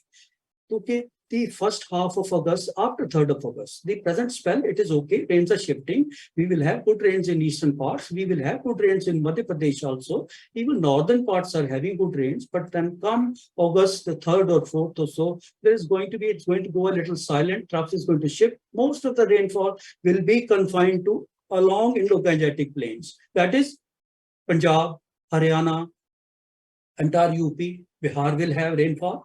Even northern parts of Bengal will have rainfall. Northeast India will have rainfall, but then it is going to go silent again over rest of the parts. Means what? It is going to divide again that unequitable distribution, which at one point of time was very, very prominent, that some of the pockets, they were huge surplus like North India, and there was a large deficit in the South and Eastern Northeast. At the moment, it has equalized. Okay, the current spell which has done is, it has done a big job for South India, because this is the first system which was in the southern parts of the country, and it gave us good rainfall over Telangana, Andhra Pradesh, Karnataka. They were highly deficit otherwise. Okay, and now the second thing which I said is, it is going to give some good rains, maybe for 2, 3, 4 days over Bihar, Jharkhand, and West Bengal. They need it the most now, so that is what it will happen. Okay, but then when we go into that little monsoon is going to walk a little slow in this period, which I mentioned just now, after 3rd of August, and during that, the divide is going to become again a bigger. That northern parts again will have a little more rainfall. Southern parts may not have that. Okay, but then this is monsoon. This is what happens also. Okay, the monsoon, to share with you, it doesn't fail in all the 4 months. It doesn't perform in all the 4 months. Go by the records. Take it 100 years as such. It will never perform in all 4 months and never go weak in all 4. Okay, July has been good, but then I have my fear that August may not be. It may be leaving some worries also for us. Lot of things depends on July and August. These are the 2 rainiest months for the monsoon. Initial month, June, still one can afford to be going a little weak. And similarly, possibly the last few days of September. But then July and August, they remain the most crucial months. And my worry is with the August now. Okay, as the trough shifts or so, possibly the rainfall definitely will be impacted. And what we had earlier in the month of July, obviously that may halt for some time. Okay, the pockets will shift. Lastly, I want to just make 2 points, because I would like to be open for any question answer in case you have. So 2 points. One is slowing down of the monsoon, which will be there anytime after 3rd of August, taking the monsoon belt, shifting far to the north. And then the second point, it was mentioned here also, like he said that the monsoon period should be from July to October, okay, not from June to September.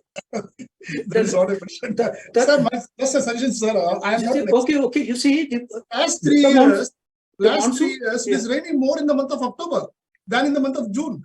I had this point in my mind. The monsoon dates have ultimately been revised also last year.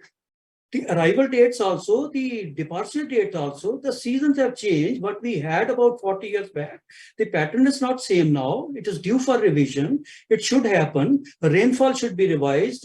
Dates should be revised. But the dates which have been revised are just about a week or 10 days, if I am correct. The withdrawal used to start earlier from 1st of September from Rajasthan. Okay, now it is delayed by about a week or 10 days. Okay, that I feel still doesn't suffice.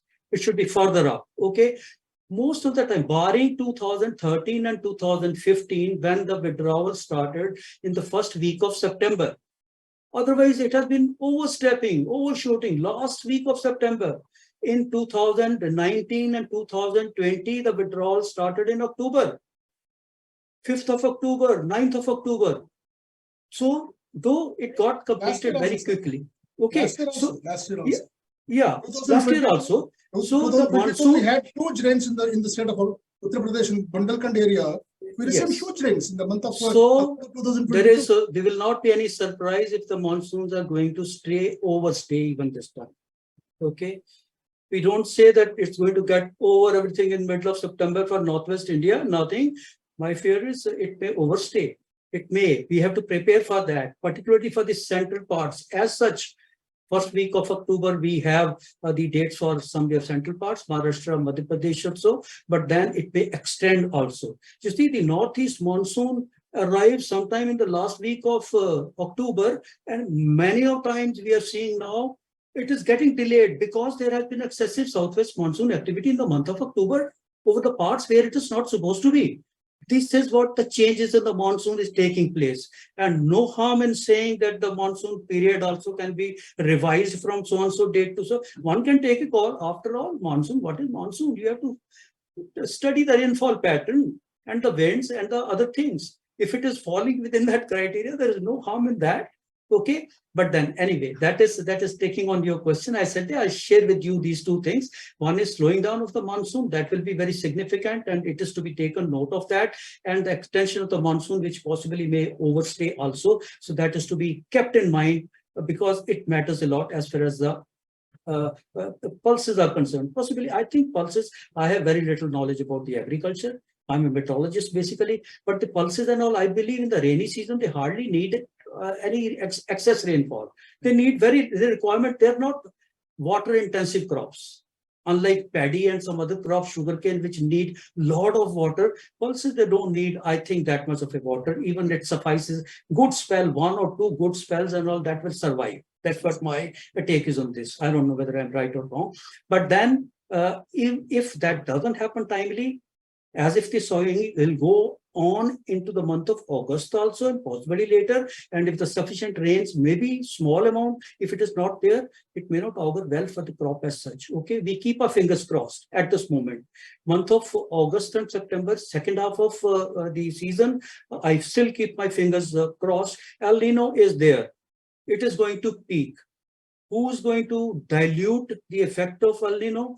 I'm not sure. Surely it is not the IOD. It is not there. It is not happening. If it is happening, it is going to be mild. You need a very strong and effective IOD like 2019, where it went up to 2.5 degrees centigrade temperatures above the average. That is how it neutralized its effect. It is not happening this time. Okay, so we still keep our fingers crossed. Hope and we hope for the best.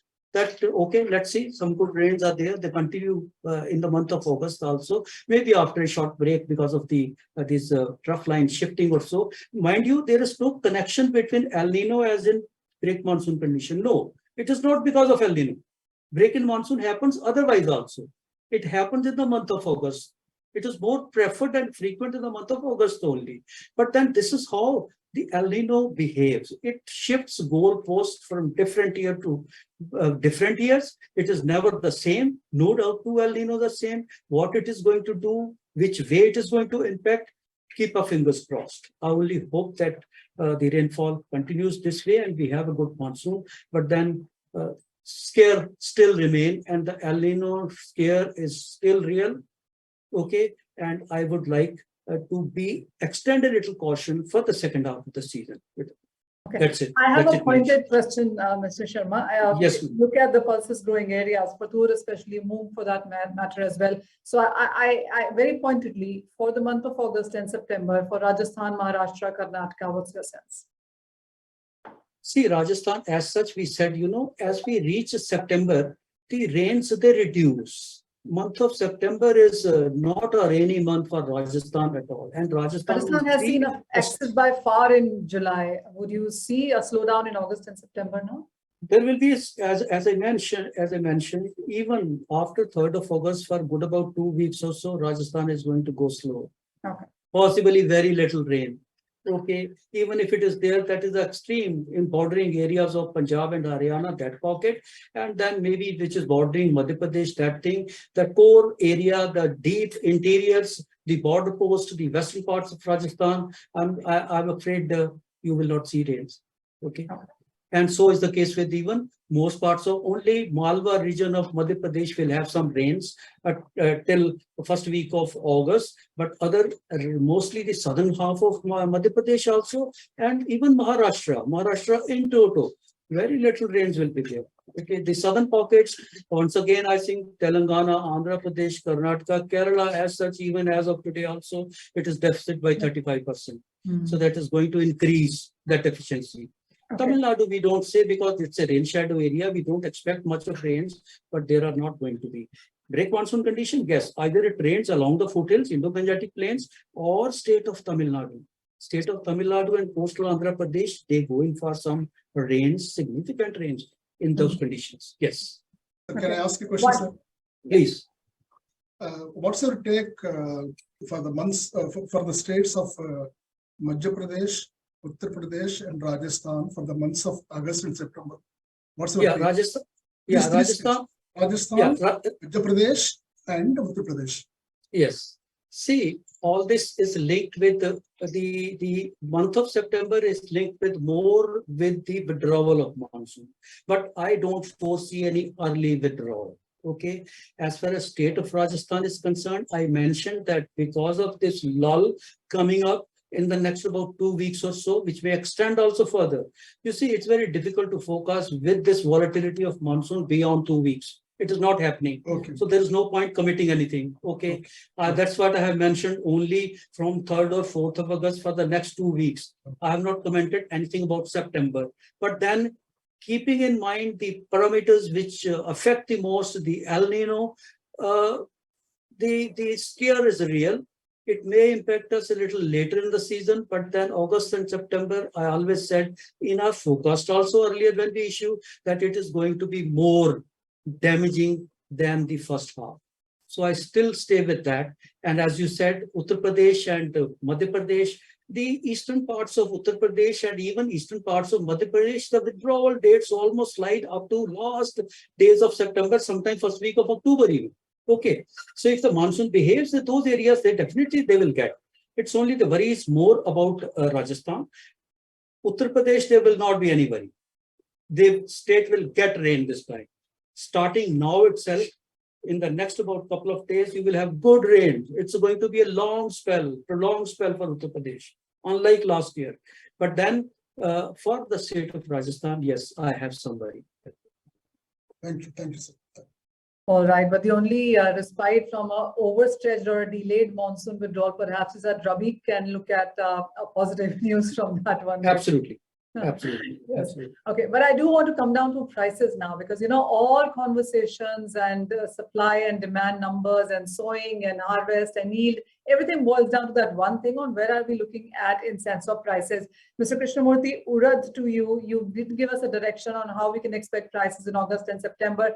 But if I had to push you further for a range now on what's your sense on where the prices could be during festivals until Diwali, maybe end of this year, with the kind of numbers that we will continue to seeing in sense of monsoon and harvest, where would you stick your neck out? See, in the case of Urad, I think in the short run, that means the next 2 to 3 weeks, there may not be much activity. I mean, it will be either stable or, just about stable. After 15th of August, almost everybody will be fixed on how monsoon is behaving. Because more than India, Myanmar is watching us more, because Myanmar is holding around 3.5 lakh tons of Urad. And if climate and if weather plays truant, we can see, the offers, drying up from Myanmar. And if the rains are okay, if the rains are behaving well, then the supplies will be coming in a big way from Myanmar. So I think, it's very difficult to give a call for price behavior more than 3 weeks from now. But having said that, even if the rains are more or less, we are going to have some crop from Kharif. And Kharif is a good, is a big area running into some 30 lakh hectares. So there will be crop coming into the market. So I presume, even if there is a hike in the prices because of extraordinary rains or whatever, that hike is not going to stay. Prices will ultimately come down. So my idea is before September, you can see some good jump in prices. When and how much, that I can't say. It can go up to, in the case of fair average quality, which is now quoting somewhere about 78 rupees. This fair average quality can go up to 88, 90 also if the rains are really playing poor. Before they cool off, this rise in the prices is not going to stay simply because we are going to have a good crop, whether it's bad or damaged or whatever. This is a huge area, 30 lakh hectares is under sowing. So any aggressive rise is not going to stay. This is my idea. Fair point. Ankush, what's your sense? How do you look at the Tur and Urad price, Tur and Moong prices rather from here on? Hi, Manisha. So basically, I believe that it's very early to predict any price range because we have seen a very eventually a single side rally in case of PGNPs right from the beginning of the season. And at this point in time, because of the stock limiting position, really the larger trading community is not really active. It's largely the millers and the core fundamental consumers. And yes, there'll be a consumption increase for sure in the next few months. But there'll be few key variables which are going to play their role. One, as I mentioned, that the sowing numbers. So if the sowing numbers keep on improving, that will eventually keep some sort of sentiments down. Secondly, as Mr. GP Sharma just mentioned, that there could be a slowdown in the rainfall during the mid of August, which is eventually really good for the early sown cargoes for pigeon peas and urad mung beans, because eventually during the second half of August and the first half of September, you really don't need basis. I'm not an agriculturalist, but this is my experience in the past. So there can be different views as well in the amongst the agricultural community. But I believe that in the second half of August and the first half of September, we really don't need rainfall as well. So if that goes up and the farmers are happy with that, so there will be multiple variables. Secondly, the imports. So the imports of pigeon peas from Malawi and Mozambique will start moving from the month of August, September itself. So yes, there is a cool-off period which is typically in the month of August, September, wherein limited supply, good demand will be there. But post September, there will be ample supplies we have seen in the past as well. So it's very hard to predict any price range, but I would say there will be a very tight supply, but a continuous supply of pigeon peas. So the supply will be continuous. That is what I believe. In case of mung beans, I think the prices have been pretty stabilized over the past few months because it has been trading in a very tight range of 4 to 5 rupees a kg, right? And now we are going to see a good crop maybe in the month of September, October. So again, 1 month is quite crucial in case of mung beans. Apart from that particular 1 month, from September onwards, I think prices will again cool off and will become in the range.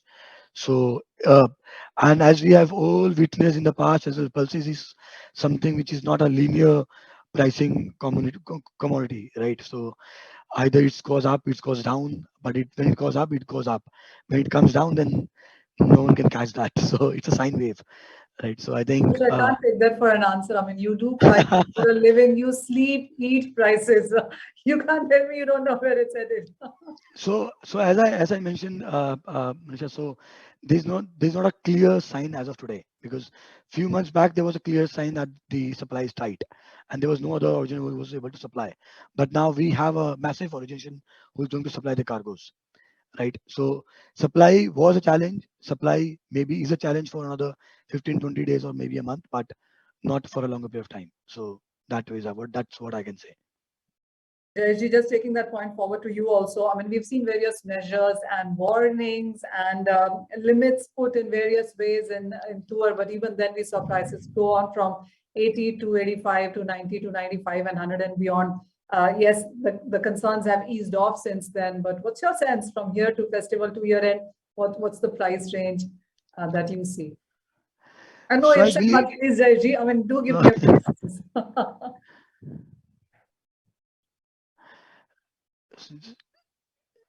Jaysha, I think you're on mute. Jayesh, you are on mute. We can't hear you. Sorry, Manisha, I didn't realize that. No, I'm saying this is the prices what we see today is at the peak level. From here, we should expect the prices to get softened. We do not know at what level it should get softened. But yes, the new crops coming from Africa, obviously that will help the at least to, you know, some sort of demand and supply gap would be narrowed with the things. And then after also, as we see that monsoon is not a big concern in India as well, as Mr. G.P. Sharma said as such. It is just a little bit shift is being happened. So we expect the new crop coming up into the December. So yeah, there could be a supply, you know, for the next month and a half supply tight will be there. And then after it will get, but it doesn't mean that we don't have a PGPs at all. So I don't see a further rise from here. Jayesh, also, how do you look at the CNF prices for pigeon peas from here? Well, it is very difficult to give you the numbers. I think it is the more or less. I'm only looking for the numbers. Well, I would give a broad range for the African imports to India. I think it would range between $750 to $900, depending on the variety as such. I would not be able to comment on the domestic crop of India as such. The Myanmar is largely a speculative because the crop is very small. It is always a disparity market, which is the fact of the trades. Which always the thing there. So I feel that the current prices are actually a good price for the farmers, for the consumers, and I don't think so it's a very expensive as such, because if you have an MSP at 78 or 75 rupees, you don't expect the dal to be below 125 or 130 things. And if he says 130 125 rupees dal is expensive, then we should reduce the MSP. Because you can't have the cheap dal and higher MSP at the same time. So I think current prices are in line with the government expectations for the better returns to the farmers. Ankush, actually, if that is a question that you can take. I was reading the cross questions that the participants have been posting to us, and that was one of the questions, that even as there is enough mung and enough buffer stock and in surplus, even then we continue to see MSP rise price. Rather, I take that as a positive sentiment, Manishaji, because eventually it's a support which is given by the government to sow more and more mung beans. If you see historically, we were importing mung beans, different sizes and different varieties of mung beans across the globe, right? And be it Africa, be it Australia, be it Myanmar. But for the past almost 1.5 years, we really don't need to import the mung beans. And this could have been possible only because of the price support. And I think as I just mentioned, that there's a parity between a MSP and the dal, right? So if on the one hand, if government is increasing the MSP and pushing farmers to sow more and more pulses, I think they should be wary of the fact that it will eventually impact the dal prices as well. However, supporting the farmers maybe for another few years is very, very important, because then only they will be able to create some buffer stocks. Otherwise, we will always be exposed to the most important variable, which is climate, and we should not be exposed to such a big variable. So we should be having a hell lot of buffer stock in hand. So for which MSP increase is definitely a need of our. Okay, hell of a buffer stock is what we have perhaps now in mung beans, and as you said, yes, a lot of supportive factors coming in. But thank you so much, Jayesh ji, Ankush, Krishnamurthy ji, and Mr. Sharma for joining today, and for that very lively conversation on various pulses and where the prices could be headed as well. Forgive me if I pushed you too much on those numbers there, but that is an important one that most participants would have wanted to see. Well, moving on, it's time to talk millets now, and for that conversation, we have Mr. Dr. Dayakar Rao, who is CEO, NutriHub and Principal Scientist, Indian Institute of Millets Research, joining us. Remember, this is just about a precursor, because going forward, a lot of IPGA knowledge series would be happening in millets as well. They are trying to do a lot of work into this. So, Dr. Rao, what is it that you want to tell us about millets? We do understand that it's an international year, a lot is being done from the government level, center and state as well, international levels as well? Yes, Where are we seeing it right now?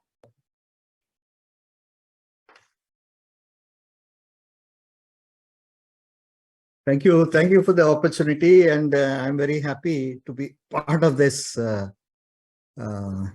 conclave, IPGA.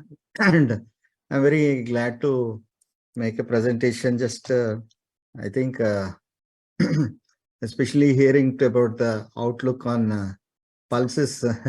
We are close cousins, actually, because we occupy the same dry lands. And now, of course, traditionally, when we talk about pulses and millets, 4 rows of pulses, 2 rows of millets, or sometimes millets otherwise.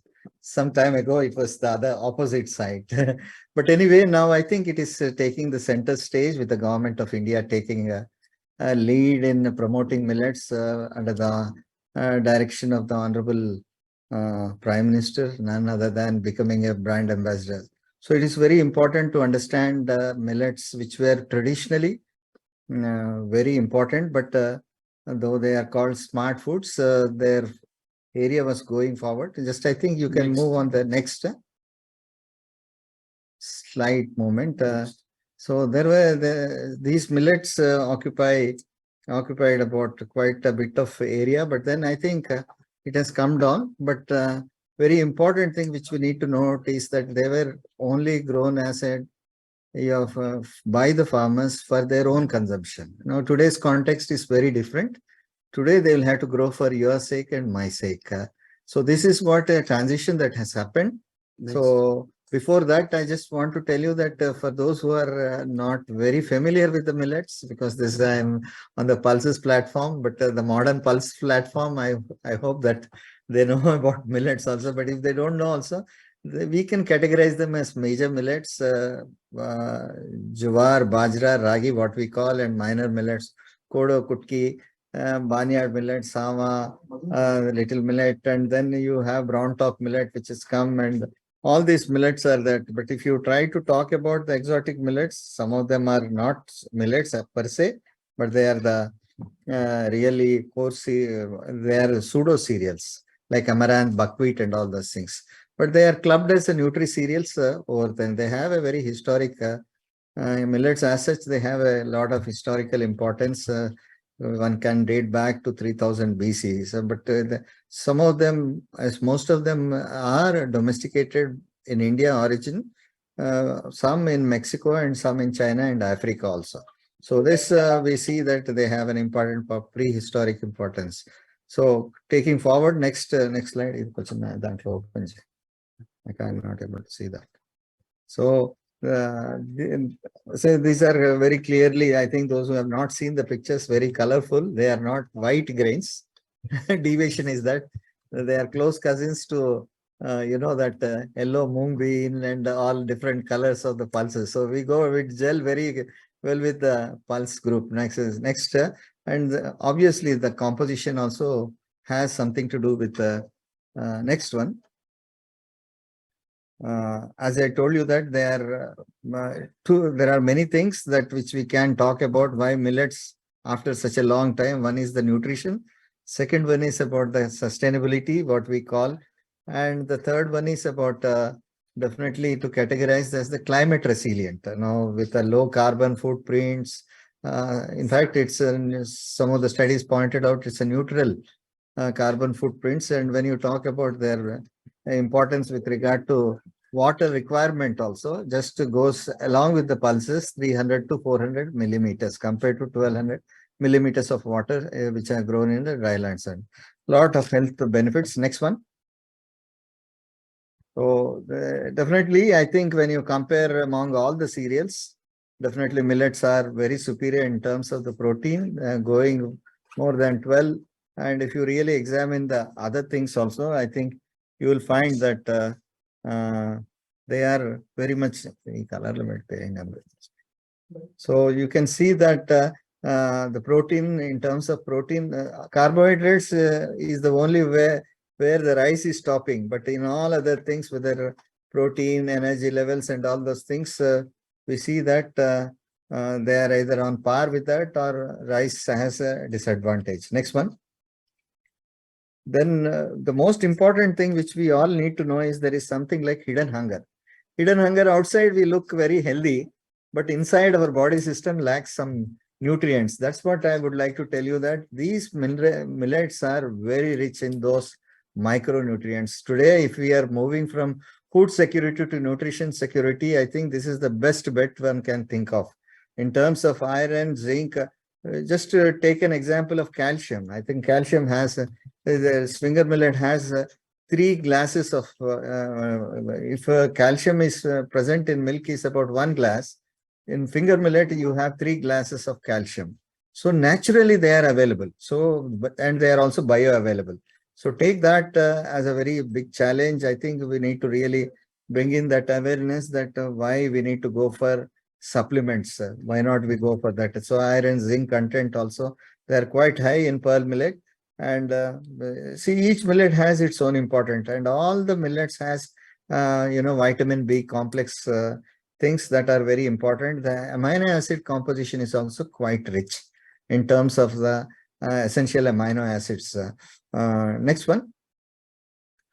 There are a series of health benefits, as I was telling you, that they are good for diabetes, all the lifestyle diseases. They control blood sugars because of the the carbohydrates that present here are complex in nature. So that's the reason it is a very good candidate with a low glycemic index, even in terms of the low cholesterol.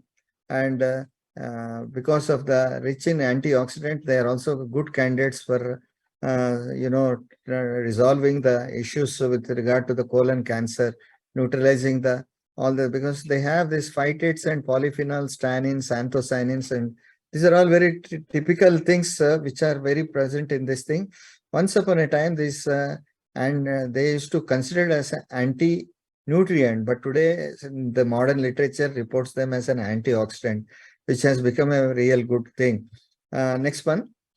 Apart from that, they are gluten-free. So the gluten-free markets, as you all are aware, and then also for the non-alcoholic fatty liver disease, they are very good candidates because of the resistant starch it contains. We have come out with a lot of things that are there. So when you talk about the millets area, production, yield and consumption, India and worldwide, you can see that how India is the largest country, both in terms of the consumption as well as the production. Top 10 countries are listed out here, of course, in which where USA, China, Mexico and Brazil are also there. So when we see that the production, also whether in terms of production or area, India is the top largest country, both in terms and production also. So taking this cue, India has also, they consume as a food in some of the countries like Mexico, Brazil and United States. Primarily they are used for the feed grain, but the new emerging use as a grain for the food. These are different types that are grown in India and Africa, where you find there the food types which are very high, very different from the fodder type, where it's not the stocks that are improved, but the grain is much evolved over a period of time. Next one. So you can see that almost, that whether it is a proso millet, barnyard millet, little millet, kodo millet, and finger millet and pearl millet, most of these are almost India is dominating, while other countries only in proso millet, I think proso millet and sorghum, where other countries are dominating. Next one. So this is what a picture, I think I want all of you to see, that it's a historical, a story, a narrative that is built after the Green Revolution, how things have changed. You see that it is 32 million hectares, and how, that we can see time series data that has shown here is that it has come down to anything 14 to 15 million hectares. But the brightest part, you can see the production remained more or less stable. In the sense, you have lost 32 million hectares. Out of that 20 million hectares, you have only 15 million hectares or 14 million hectares. From that, you are producing the same.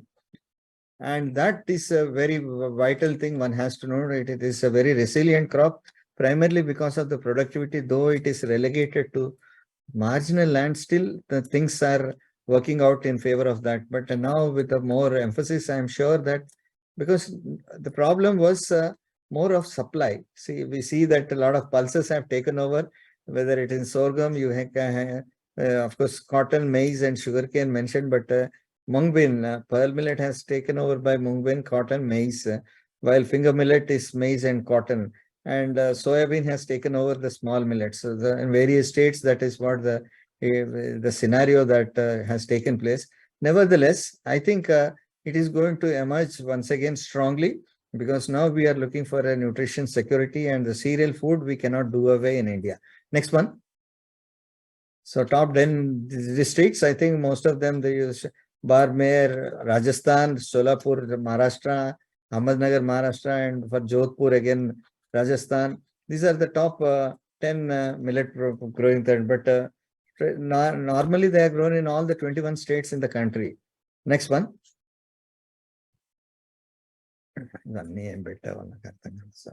So there are people, there is some survey that is conducted, and we see that how people, what are their perceptions, that the emerging things that are happening of recent. And we conducted a survey and we found about 38% take millet porridge, and in fact 30% eat millets because they have health problems, while many of them millets are healthy, so I eat them 40% say, and no one at home eats about another 40%. So you can see that how the populations are divided in consumption of the millet.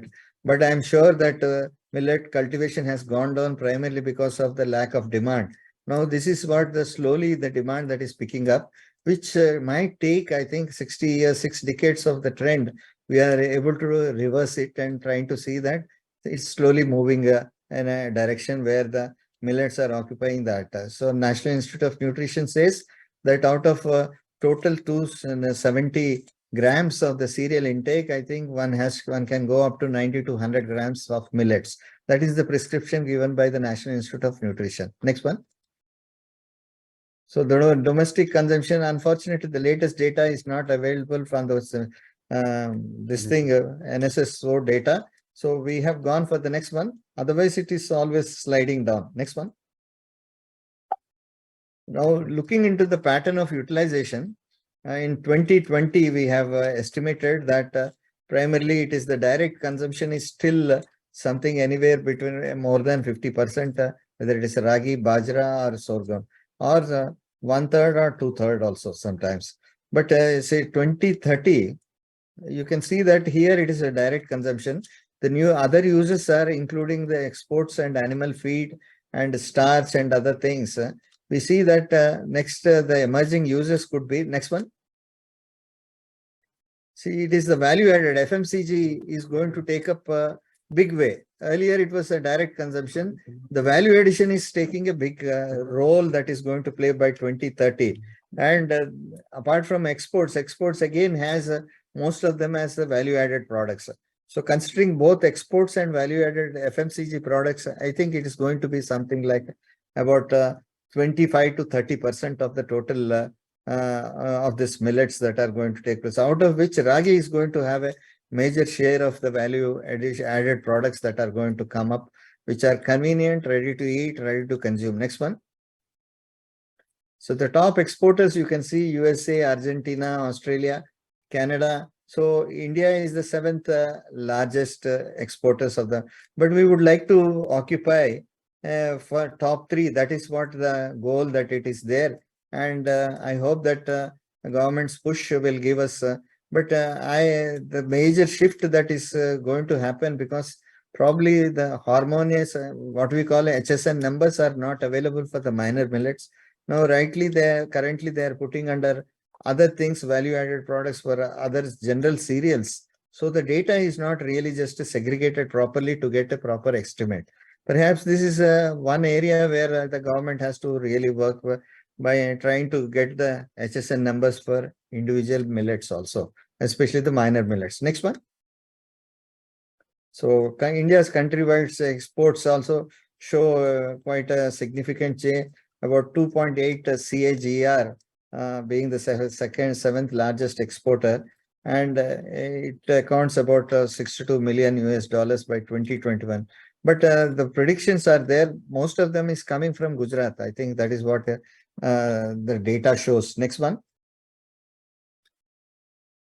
So the product wise exports also, you can see that various products, it is not figuring there, but well, the thing is that we'll have to really just work on this various value added products and try to see that and increase there. It is primarily various categories that they have given, but Bajra shows the highest among those things. Next one. So this the factors driving millet trade is growing inclination towards healthy foods, sustainable cultivation methods, as I told, high nutritional value, and also confers a lot of health benefits. And you see that some of the brand ambassadors like Anushka and others are coming as brand ambassadors. I think not only that, the new things that are emerging are really very heartening to know that across the country, and as Prime Minister is taking all the brand ambassadors and high commissions, they have a common goal and program to promote Indian millets to the world community. Next one. So the millet processing is one of the vital keg in the entire value chain, which Indian Institute of Millet has worked on very intensively. And that's where we have taken out, because earlier what happened is that this processing was not known to this millet sector at all. No machinery that was available to really just process them into that, primarily because there were some issues with regard to the science of it. The science of millets was not developed, where Indian Institute of Millet Research has really taken a very past 10 years working very intensively along with other stakeholders and trying to bring out various processing technologies and bring in ready to eat and ready to consume. Now today, on par with wheat and rice, all these products, extruded products, flaking products, puffing, baking, all these products, including the plant-based proteins, they want to, we are working with pea protein. Pea protein has a deficiency in methionine, but while millets have a deficiency in lysine, both are amino acid. These are the things. Now, when we are talking about plant-based proteins, we should have a quality protein. So if you integrate both millets, and not only at the farm level, but also at the plate level, integrate it and bring both pulses and millets together, which is a traditional combination, that will evolve into a essential amino acid balance in essential amino acids and really vie for a quality protein. So that's the way the new markets are emerging. So we are working on that also. Next one. Here, my presentation. Hello, next one. So we did a lot of processing, and while we have done a very conscious exercise of what will happen through the processing, what will be the loss of the nutrients, so that one can have an informed decision while they go for various processes. And this is the information which is very much required for the industry to take this forward. Next one. So the fermentation, germination, parboiling and roasting, these are all healthy technologies where a lot of things are increased after the processing is done in terms of the proximate values. Next one. So there have been a lot of problems in millet processing. Bringing to the proper taste is very important, and shelf life is another important issue that which we were trying to resolve, and we have come to quite a decent way where products can be now exported, but it has to still a long way to go. Next one. So we did the revival of demand for millets in India and through a value chain effort. Next one.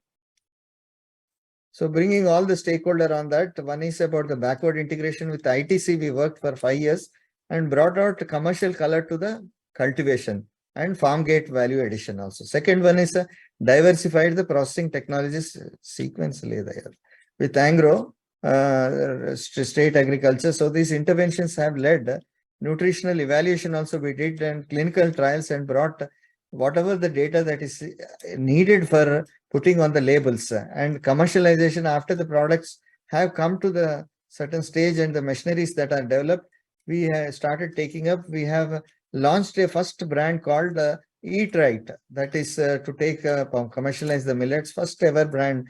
And now that we are we are propagating other brands, startup brands who are really now more than 600 startups have emerged out of which through our technology business incubator, we are promoting more than 300 startups. All of you are welcome into the world of millets at the Indian Institute of Millet. We have showcased, we have done a lot of popularization activities and a lot of entrepreneurship development activities along with the private sector also.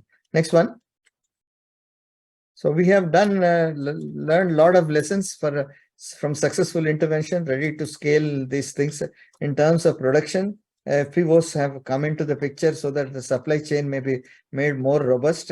Because if you want to make it as a real commercial product, I think this is the area one has to work with the quality seed production and so that it may be also taken to the better endowed areas, incentivize the millet cultivation on the policy front, and trying to take a lot of processing and value addition, which I have told already, but also training and capacity buildings to the various things, cluster-based processing infrastructure at community levels, and also trying to bring about and sensitize the policy makers in order to mainstream millets in public fund programs like Poshan Abhiyan.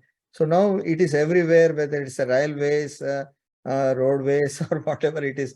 So all the canteens that are there in the defense sector, I think government is taking up in a big way, and we are trying to promote them together along with the Indian Institute of Millet Research is the core member of this promotional of Government of India's International Year of Millet campaigning.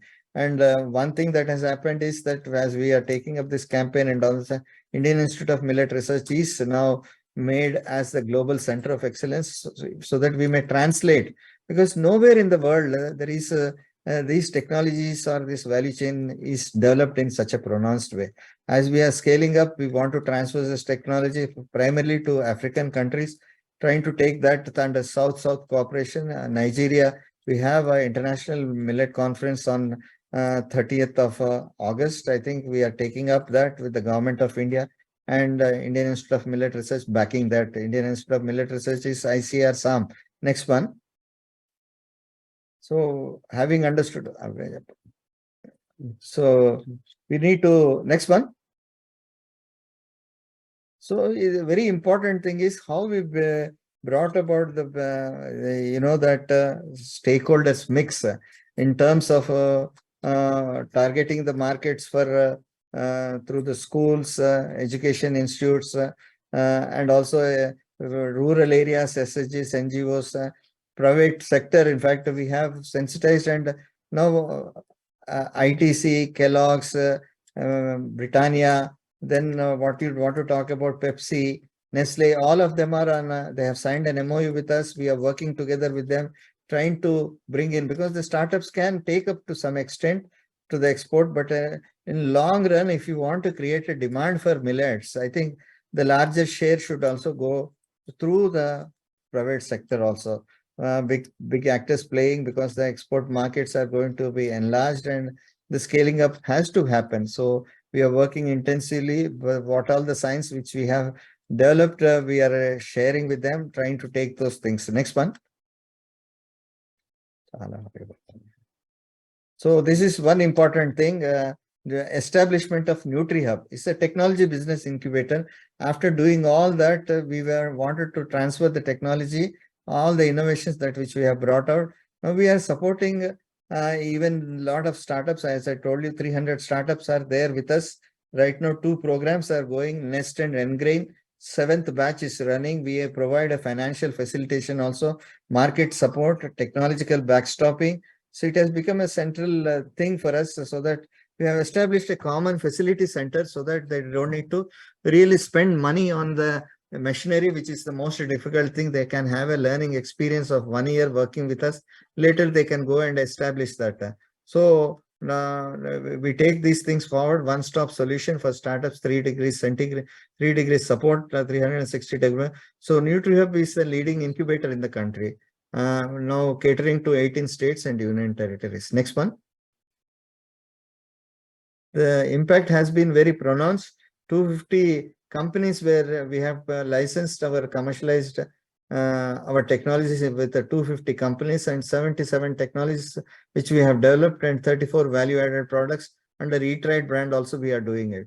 Now there are various categories of the products that which we are working and providing a socio-economic impact in terms of jobs creation and coverage of the investment, and also in terms of the how we are connecting with the farmers, so that until and unless farmers are connected backwards, the prices, if they produce a share in the consumer rupee, is not going to increase. The millet cultivation is not going to. So we are working, we are trying to sensitize this very important point through the startups and all the markets that are developed, that it should be an inclusive of the farmer share, so that the farmer share might include. So I think with this, next one.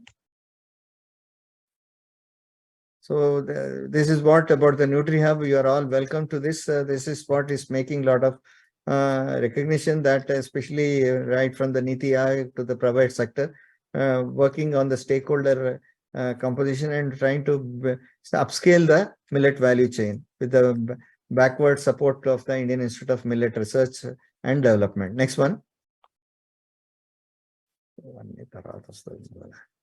Next one. So these are two programs I was telling about. N-grain seed support funding up to 25 lakhs we provide, and we provide a funding support for those who have idea pre-stage wale up to 5 lakhs rupees.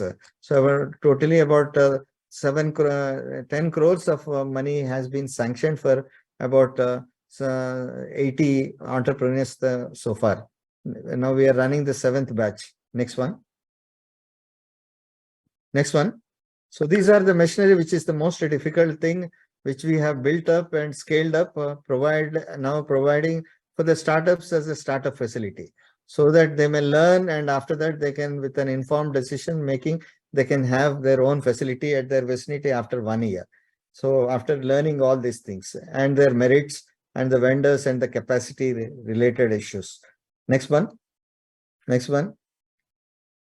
So our technology repository includes all various technologies. Now millets, you can find every product that is present in rice and wheat and corn.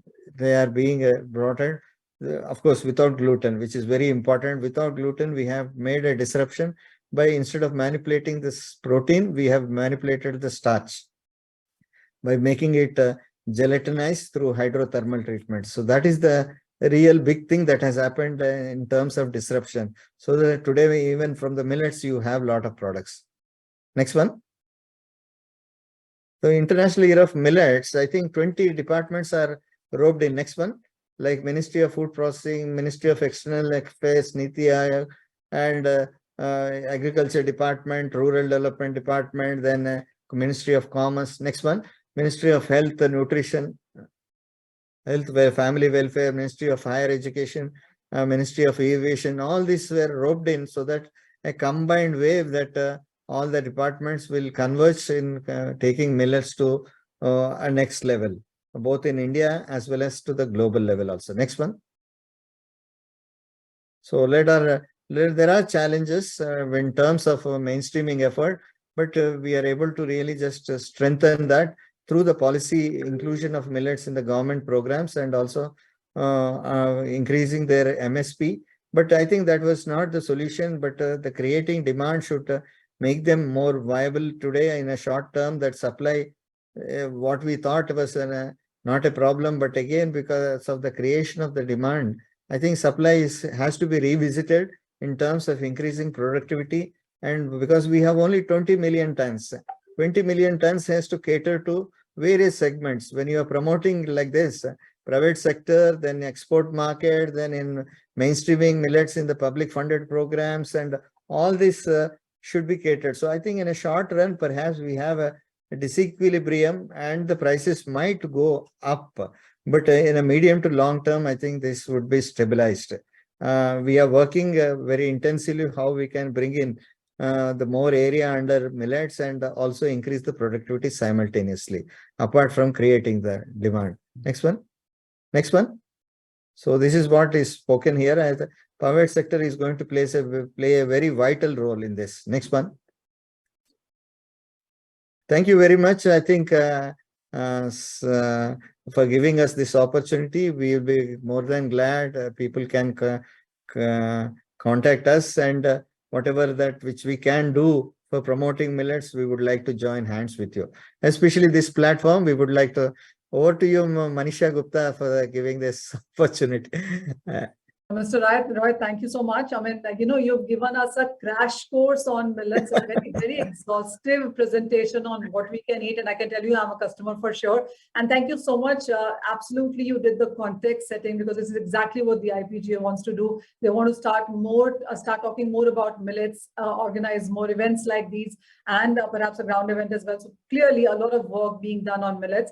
And again, thank you so much for putting all that information out in detail to all of us.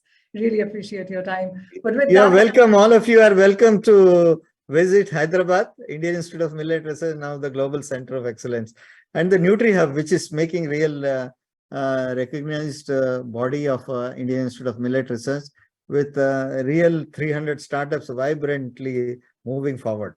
We just might do that. We might just take your invitation on that, Dr. Rao. Thank you so much. Really appreciate this. And with that, that's the end of this event Glow series as well. Thank you so much, participants, panelists, speakers, and our keynote speakers as well. So for coming around, giving us all those details. Clearly, monsoon and sowing have been the two major conversation points that we've seen happening in the last month or so, and would perhaps continue for the next couple of months as well. So all we can say is happy Kharif sowing and happy cropping going forward there. Thank you so much yet again. Thank you, Manisha ji, for being such a fantastic anchor. Thanks a lot.